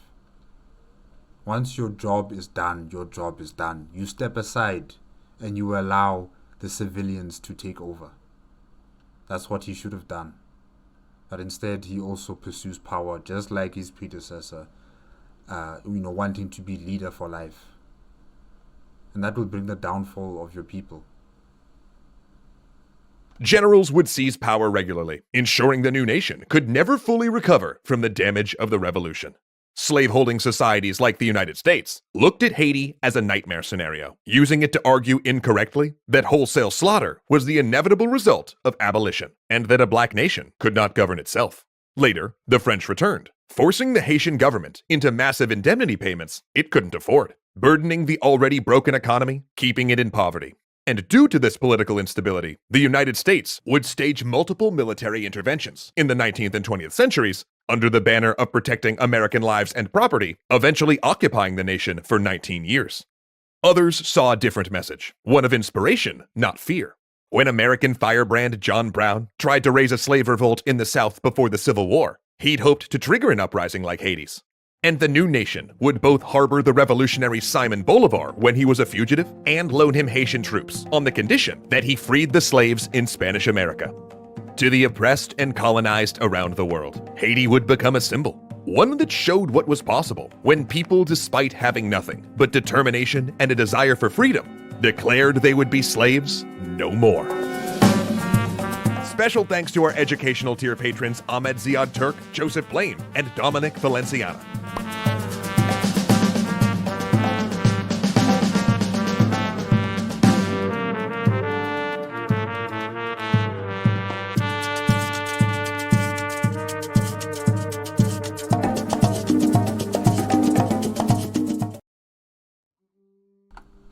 Okay guys, that is it with the extra history, the Haitian Revolution, part 1 to part 6, requested by Anthrax Crab 2222.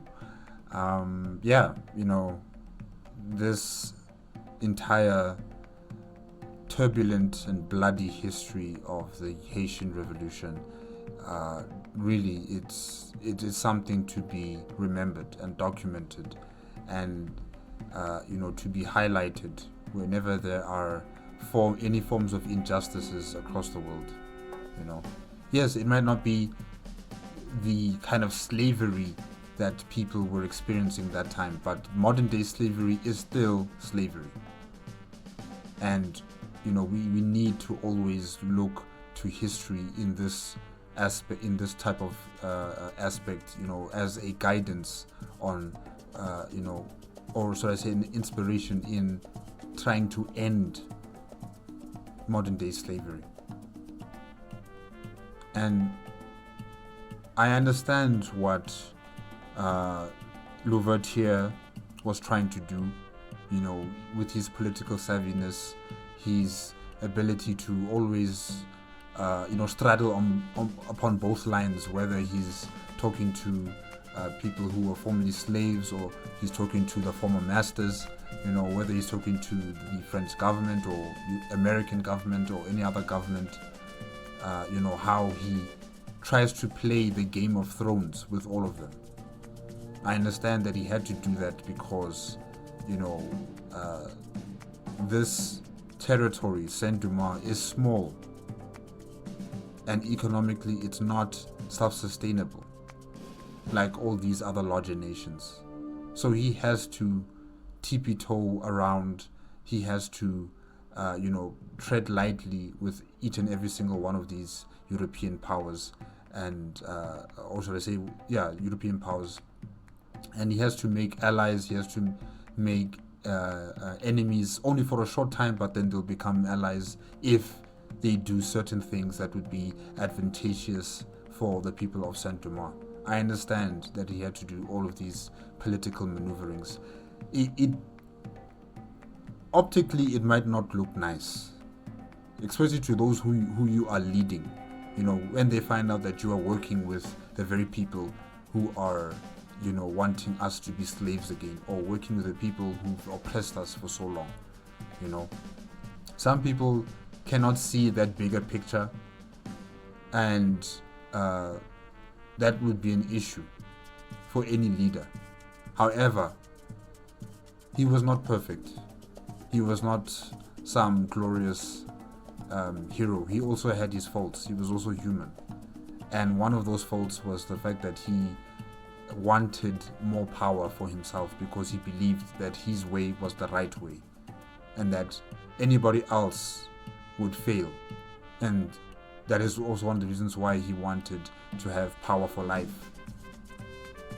Not just because he has the addiction for authority, but because he believes that no one else could do it like he could. And to some extent he was right, because his successor, what's his name again? Dessalines, he didn't really emulate his predecessor in terms of trying to unite Saint-Domingue with its diversity of people. He wanted the wholesale killing of all white people. And, that is wrong. That is wrong. You are now no longer playing the game. You're not playing the ball, but you're playing the player. And that's wrong. Really. That's just wrong. Because you will win nothing from killing all of these innocent civilians. You will win nothing. It will just be utter chaos.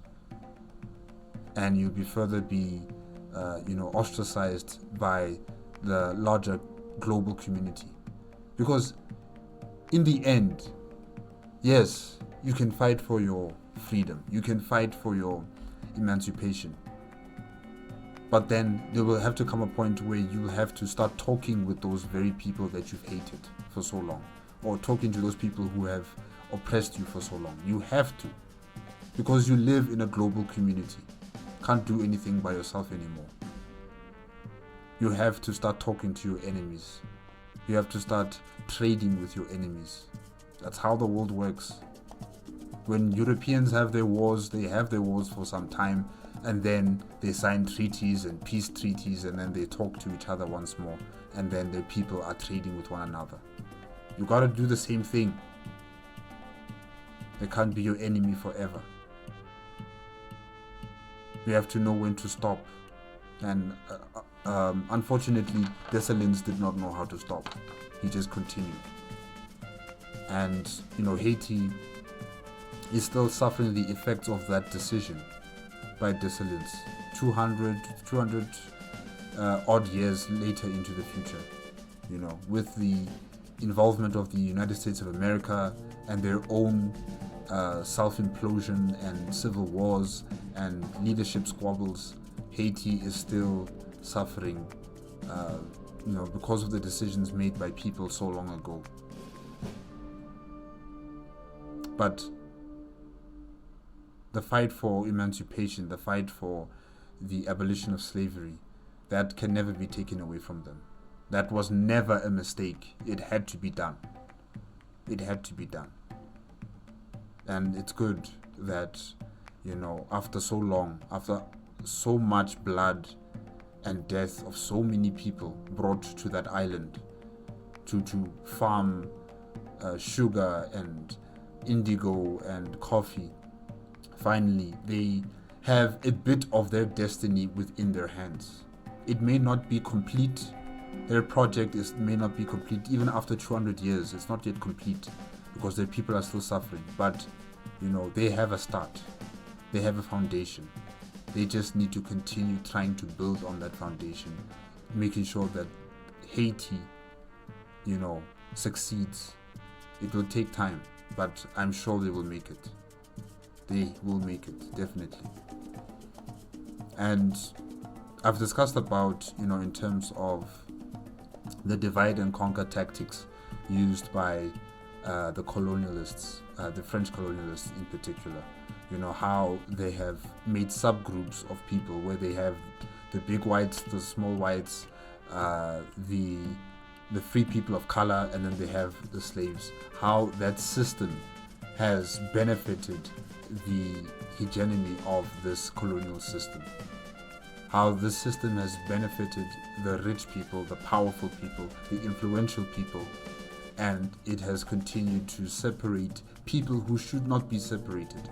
People who should be seeing each other eye to eye and seeing that they have a common enemy, they have a common foe that they need to defeat. And like I said before, this is something that I see, similar to what is happening here in South Africa, where our people are still divided because of the actions of previous governments, racist governments, I should say, the actions of racist governments, how our people are still divided racially, economically, socially. But luckily, in South Africa, we are still trying to deal with this problem. We're still trying to rectify this problem. I can only hope that, Haiti is also, working on this problem, this racial or social divide that they might be having in their country. And yeah, all I can do is just hope for the best for them. All I can do is just hope for the best. But this history lesson was really important, and I really did enjoy, listening to Extra History, explaining how things, evolved in this small Caribbean island and how it impacted the rest of the world, with the revolution there, and how it affected the relations between nations, and how the people of Haiti, especially those who were enslaved, how they yearned for freedom, how they fought for freedom, and how they attained it. But it's not the end of the road. They still have a long way to go. It's a work in progress.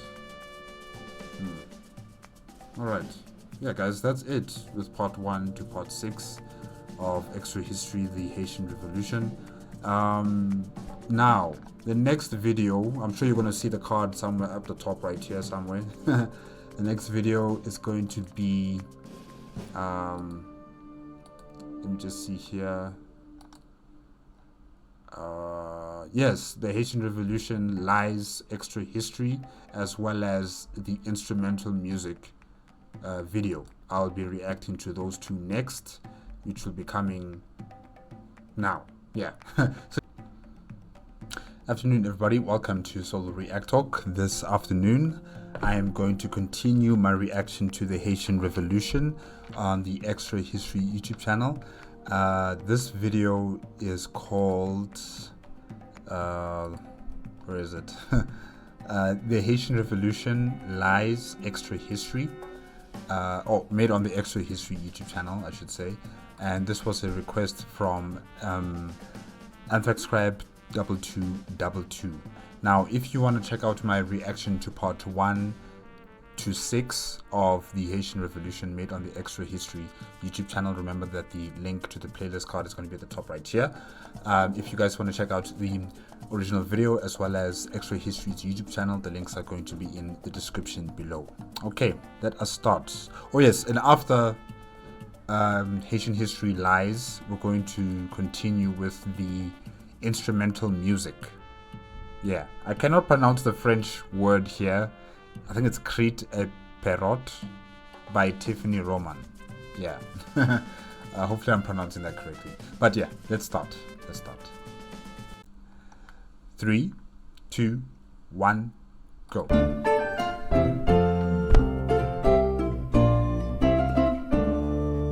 Hey Extra Historians, welcome to Lies, the part of the show where we tell you what we got wrong and the stories we left out, which was a lot this time, and in general, things we weren't able to get to in the episode.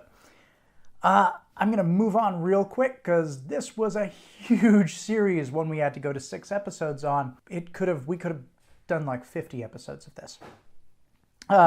Let's quickly get to recommended reading. A Concise History of the Haitian Revolution by Jeremy D. Popkin. Toussaint Louverture, A Revolutionary Life by Philip Giraud. Mike Duncan's The Revolutions Podcast Season 4. If you want like a really granular, if you were like, I liked this 6-episode series, but I wish one of these 9-minute episodes was actually 5 50-minute episodes, go listen to The Revolutions Podcast. Does a great job, but very extensive. There's a great BBC In Our Time episode on the Haitian Revolution, which is great. It's a roundtable of historians. You get a bunch of different perspectives. PBS has a great 1-hour documentary, Égalité for All. Is there like a movie? I hear there's a documentary, but is there also like a movie that I could also watch as material? Louverture and the Haitian Revolution. So if you want, it's probably going to be mostly what you've seen already in the series. In Our Time is a good way to get like a little bit of a different perspective. And the Revolutions podcast, super granular. If you want to read a historical novel, The War of Knives by Bruce Campbell, it's actually the second in a trilogy, but it's sort of like an American Horatio Hornblower. Young American lieutenant gets embroiled in the Haitian Revolution.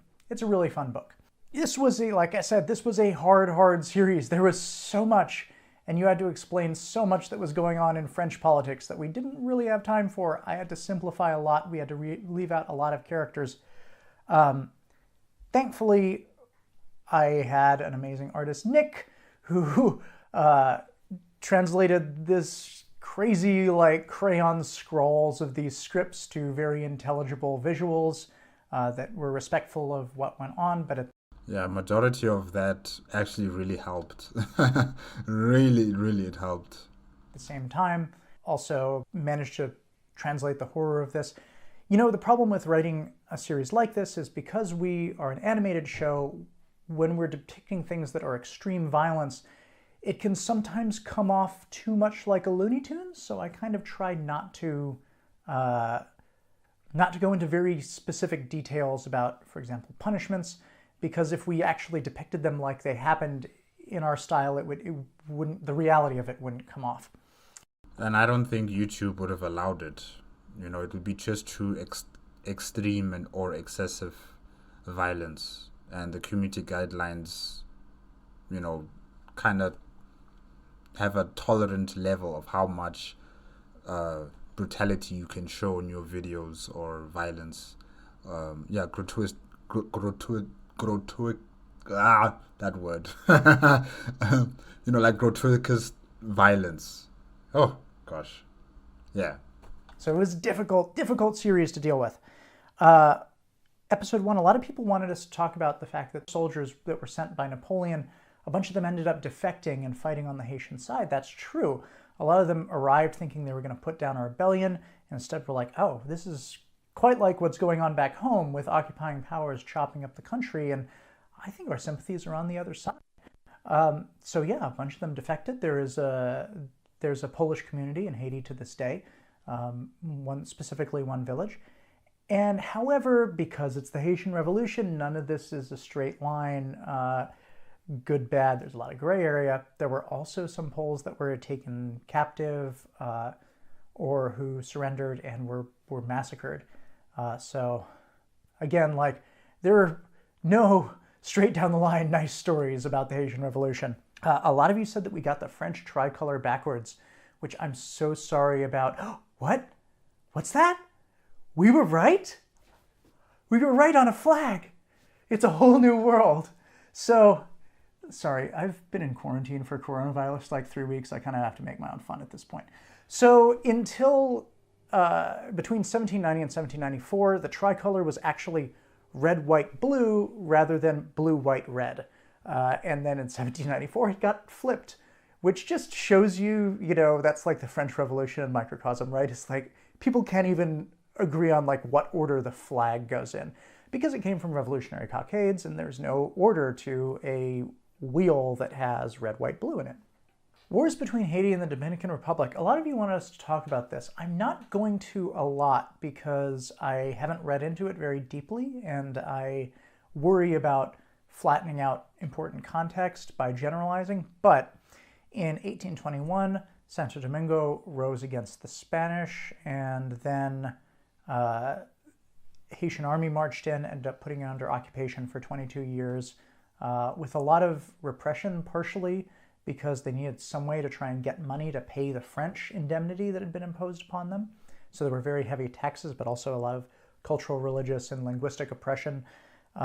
22 years later, in 1844, there was a War of Independence on the Dominican side.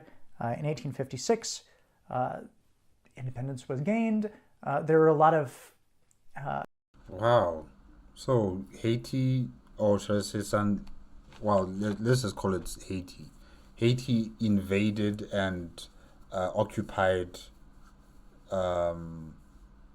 their neighbors for a very long time, you know, and extracted their resources oppressed their people.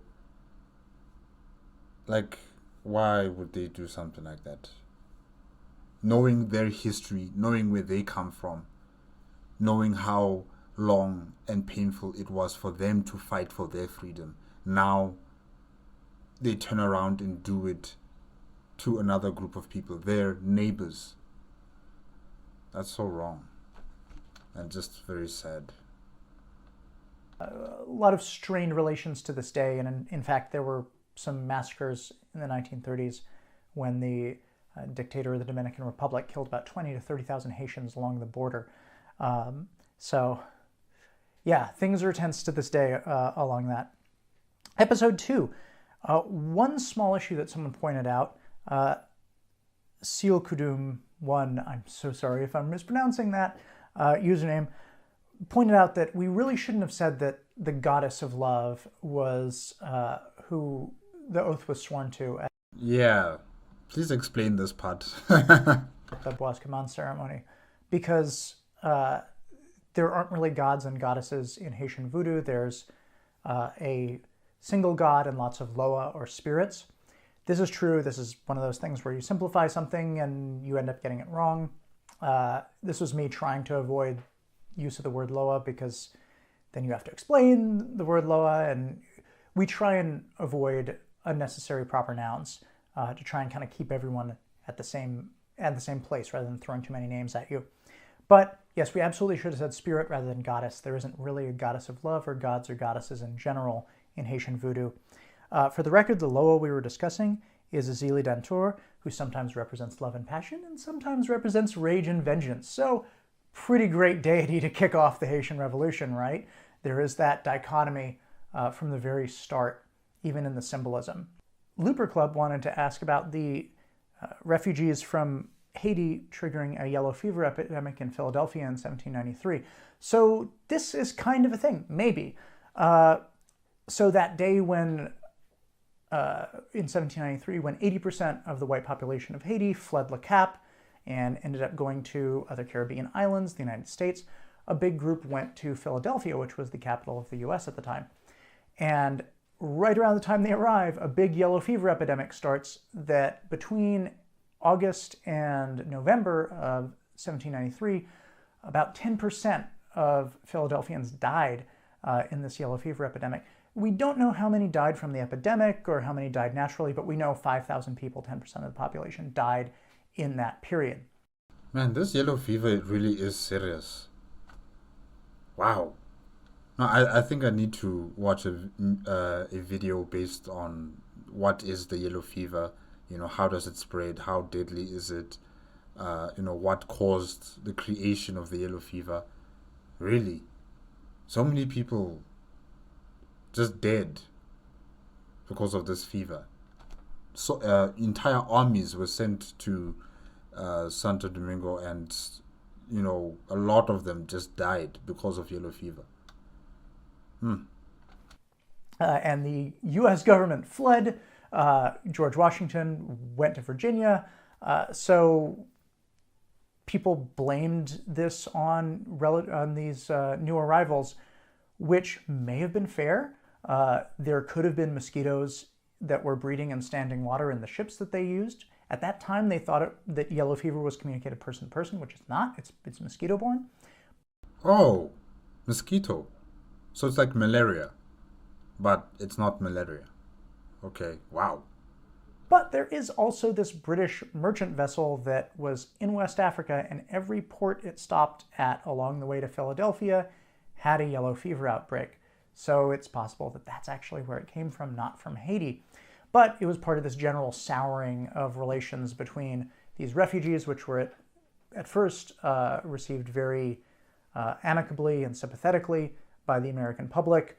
And as the Haitian Revolution took on a more revolutionary character and sort of boosted its image abroad, things soured between Americans and the slave owners. Also, a bunch of American officials got hit up for bribes by French officials in something called the XYZ affair, which led to a deterioration of relations between the two countries.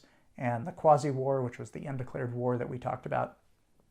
We should do an episode on the quasi-war and the XYZ affair at some point. Dutty Boukman's speech. I did not include this in our episode. This is the speech which traditionally Dutty Boukman was supposed to have said at the ritual that kicked off the revolution.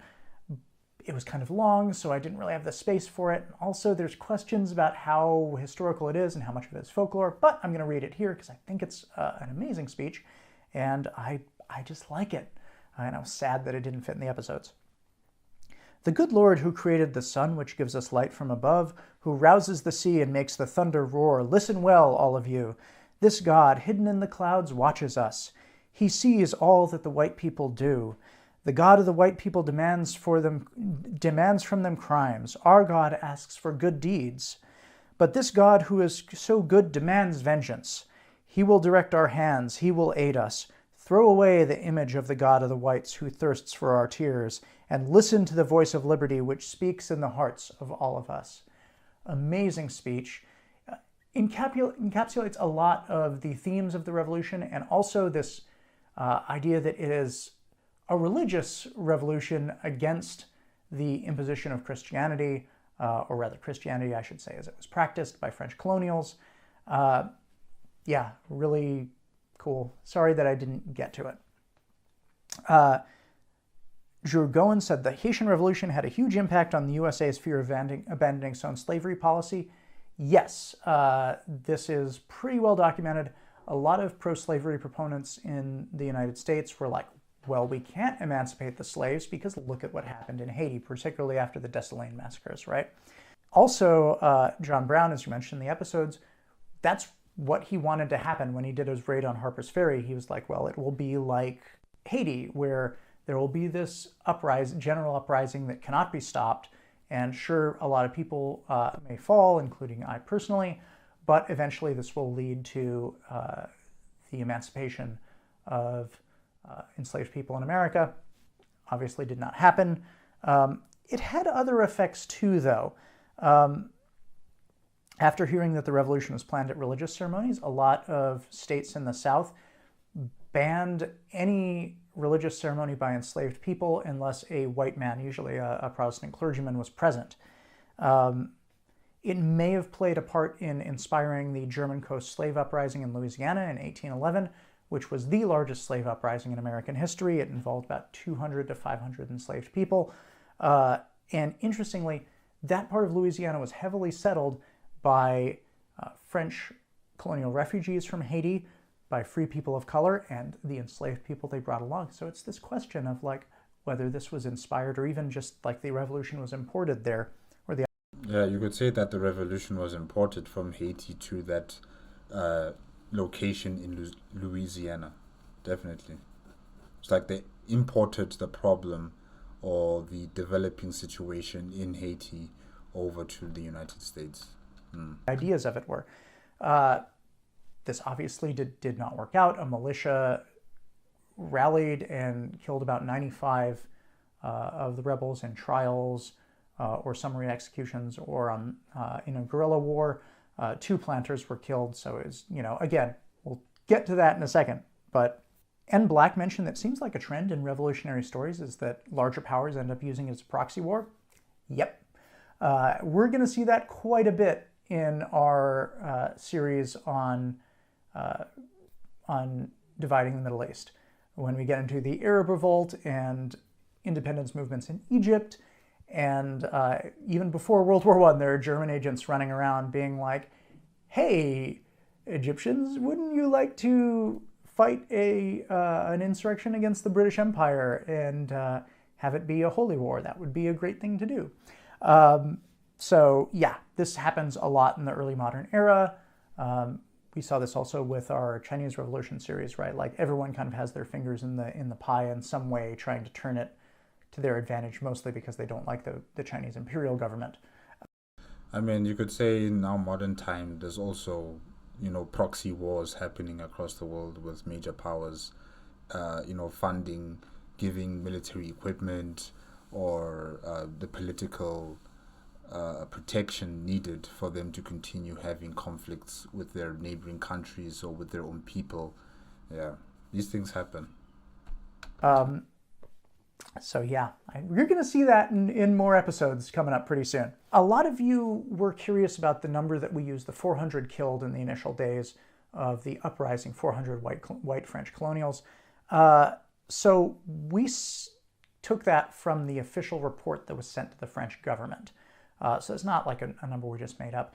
And a lot of you are like, well, that seems like very few for such a large uprising. There's a couple reasons for that. One is that this is when the uprising is more local. It's in a rural district where there's not a huge population density of French colonials, right? There's a few per plantation, maybe like a dozen. A lot of those French colonials have horses, and the enslaved rebels are walking, so they can outdistance them pretty easily and flee. Also, there are militias out there fighting them, and the militias have muskets, and the rebels have agricultural implements and machetes and things like that. So anytime it comes to a stand-up fight or a defense, they generally lose, but they come back with more people. So that's the numbers for the first couple of weeks. But by the time you get 2 months in, there are 4,000 French colonials who have been killed, including soldiers. So the violence escalates as the revolution gets bigger, as it gets population centers. But these initial reports that come into France of like thousands of white colonials killed seem to be spurious. It's good to remember that when you read something from a newspaper at this time, it's often like, I talked to a guy who talked to a guy who talked to a guy. Also, interestingly, a lot of the things that you hear about these Haitian revolutionaries supposedly doing at the beginning, like carrying the head of a French child on a stick as a battle standard, are also things people accused Irish rebels of doing just a few years before. So there may be embellishment, there may be games of telephone going on. Interesting. It's kind of reminds me of what's happening right now with Palestine and Israel. How Israel has also been making up stories saying that, you know, the Palestinians, or should I say the those who are fighting for Palestine are also beheading children and playing with Israeli children's heads, and doing these grotesque things with the body parts of Israeli people, and there is no factual evidence of it. When asked about it, where is this evidence, they come up with stories. So yeah, it's interesting how something similar is happening now in our modern time. It may be just a kind of general thing. People would say, well, these uncivilized people, this is what they do when they rise up against their colonial masters. They cut the heads off children and put them on a stick.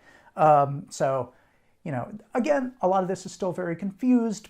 I went with what historians seem to think. It used to be, it was thought that there were a lot of colonial deaths at the beginning, now not so much.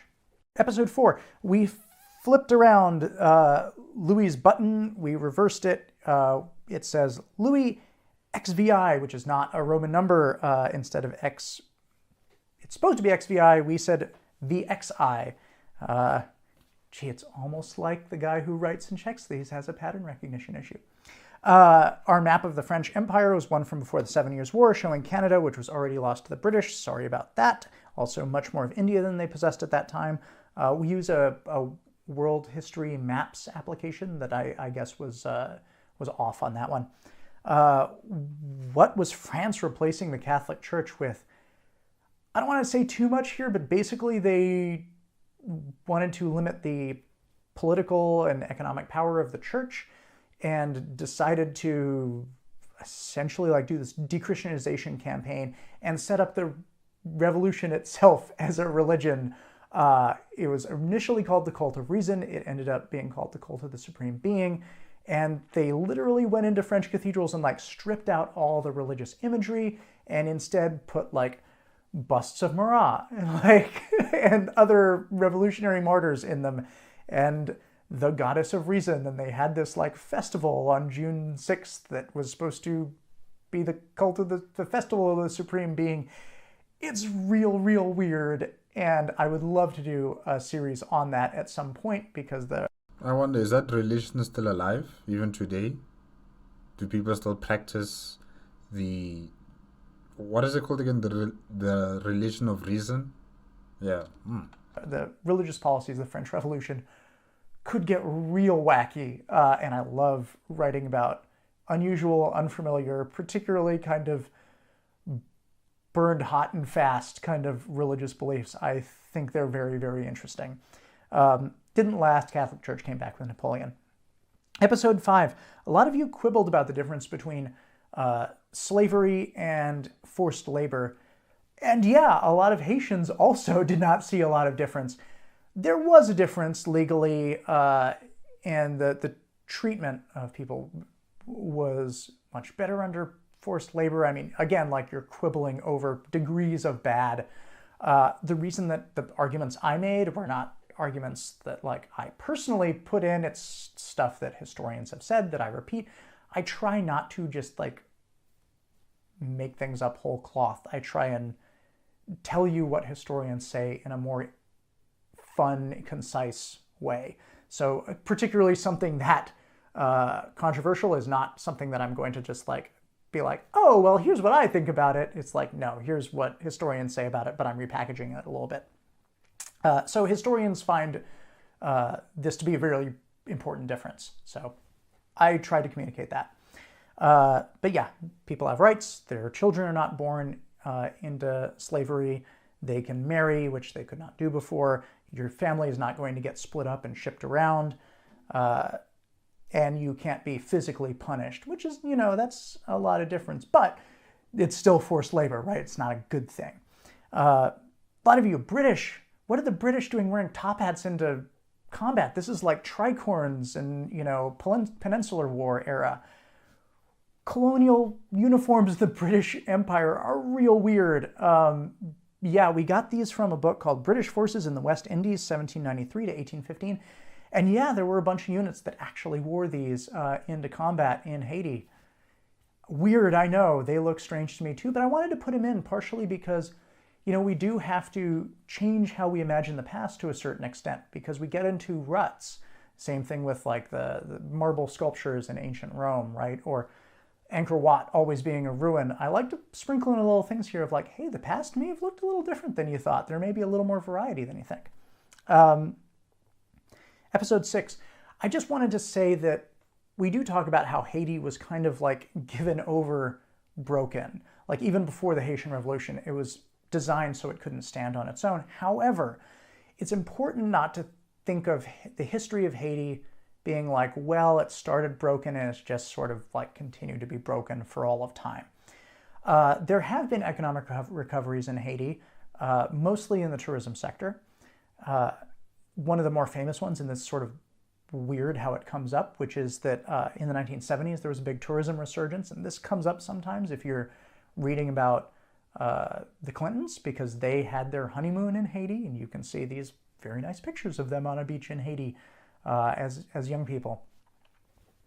I know, weird to think of today, but often what happens with these economic recoveries is there's an earthquake or there's some kind of political instability that messes things up a bit. Sometimes it involves outside hands. So right now, Haiti looks like it may be on a bit of a tourism upswing, and a lot of it, interestingly, is centered around sites from the revolution and afterward. The forts, the plantations. There's a lot of cool historical architecture in particular in Haiti.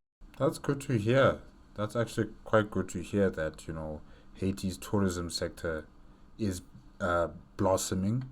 I don't know about the other sectors of the economy, but at least they're getting some sort of money from from a sector that can only grow. Really, it can only grow bigger and larger for the country.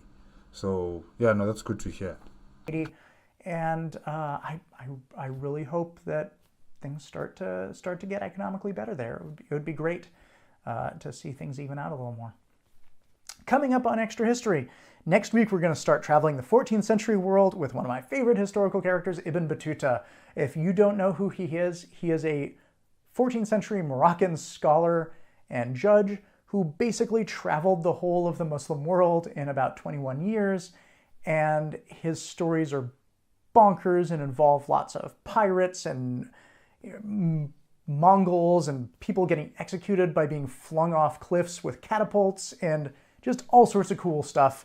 The first episode is more an introduction to him. It does get really wild to the second episode, but I think you're really going to enjoy it.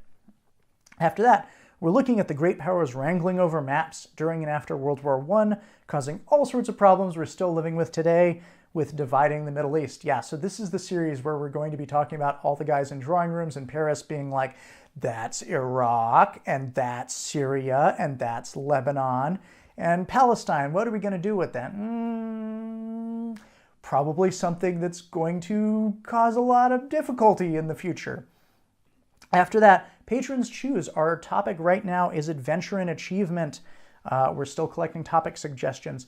We just redid how we do our Patreon. If you're a patron right now, basically nothing changed about your benefits except them maybe going up a little bit and you getting more.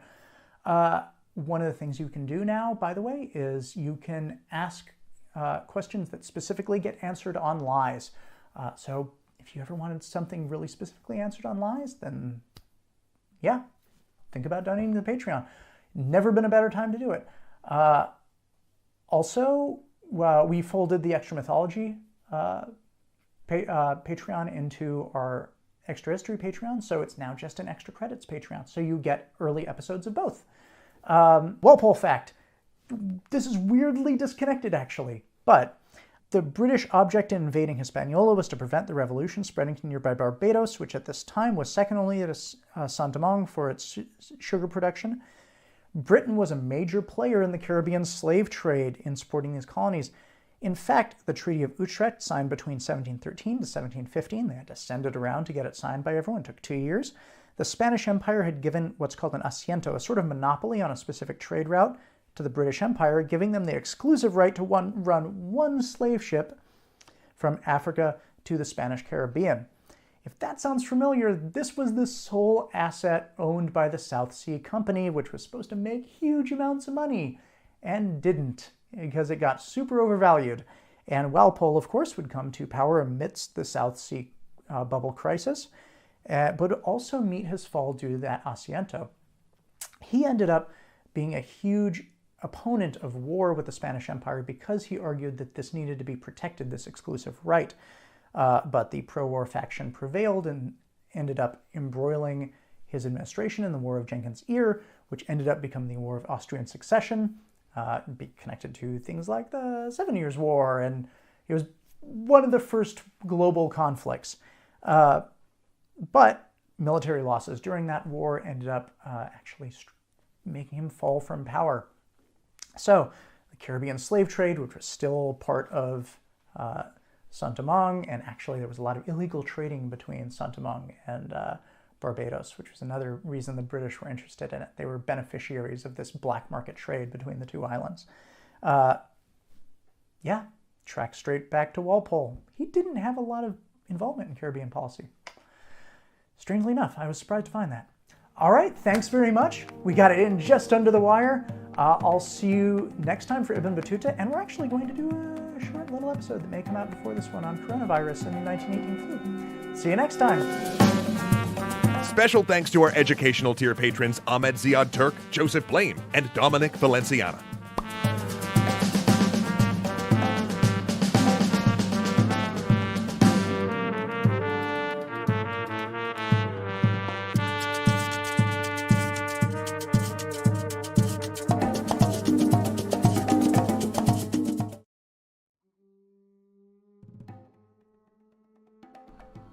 Alright guys, that's it with the Haitian Revolution Lies made on the Extra History YouTube channel. Yeah, no, this video was just to correct some mistakes and also to expand on information that was not, inside the parts 1 through 6 of the Haitian Revolution. And yeah, no, I'm actually quite grateful that Extra History has made this video, further explaining and further expanding on the history of the Haitian Revolution and the different players and the different countries and what those countries were also going through during that time of the Haitian Revolution. So yes, it's good. It's good that they made this extra video that further, discusses in detail. Maybe it's not in 100% detail, but it's there. There's a start, and you can have a far better grasping of understanding what was happening during that time. So yes, thank you again to Extra History. I think I'm going to connect the Haitian Revolution Lies video, my reaction to it, with the 6-part video.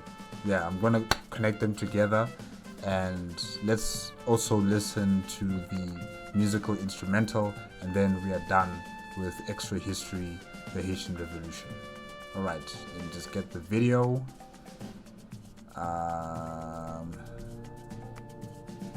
There we go. Crête-à-Pierrot by Tiffany Román. Instrumental music, Extra History. Okay.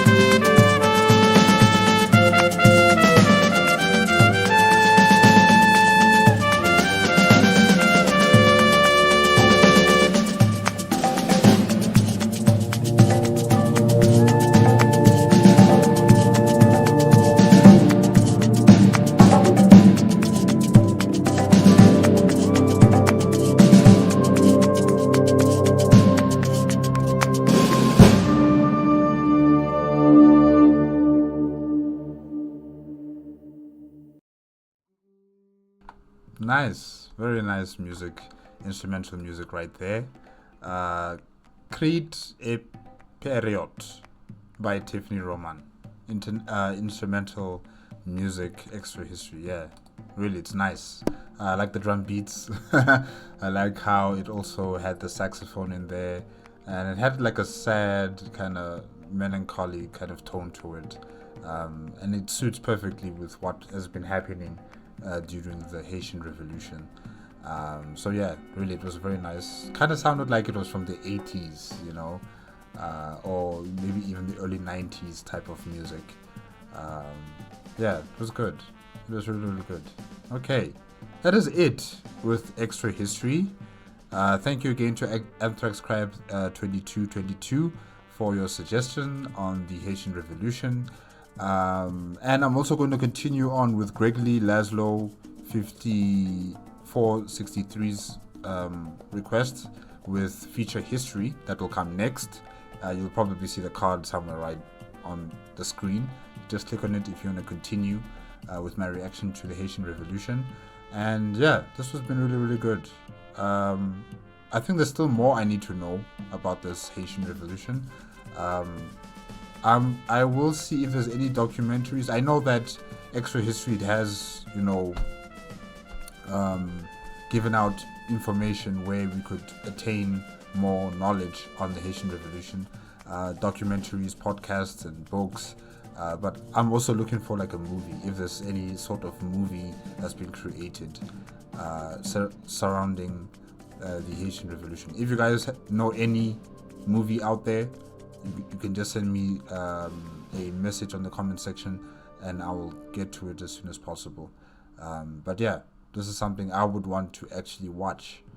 And also, if there's a documentary, yes, also that you can also send that my way as well.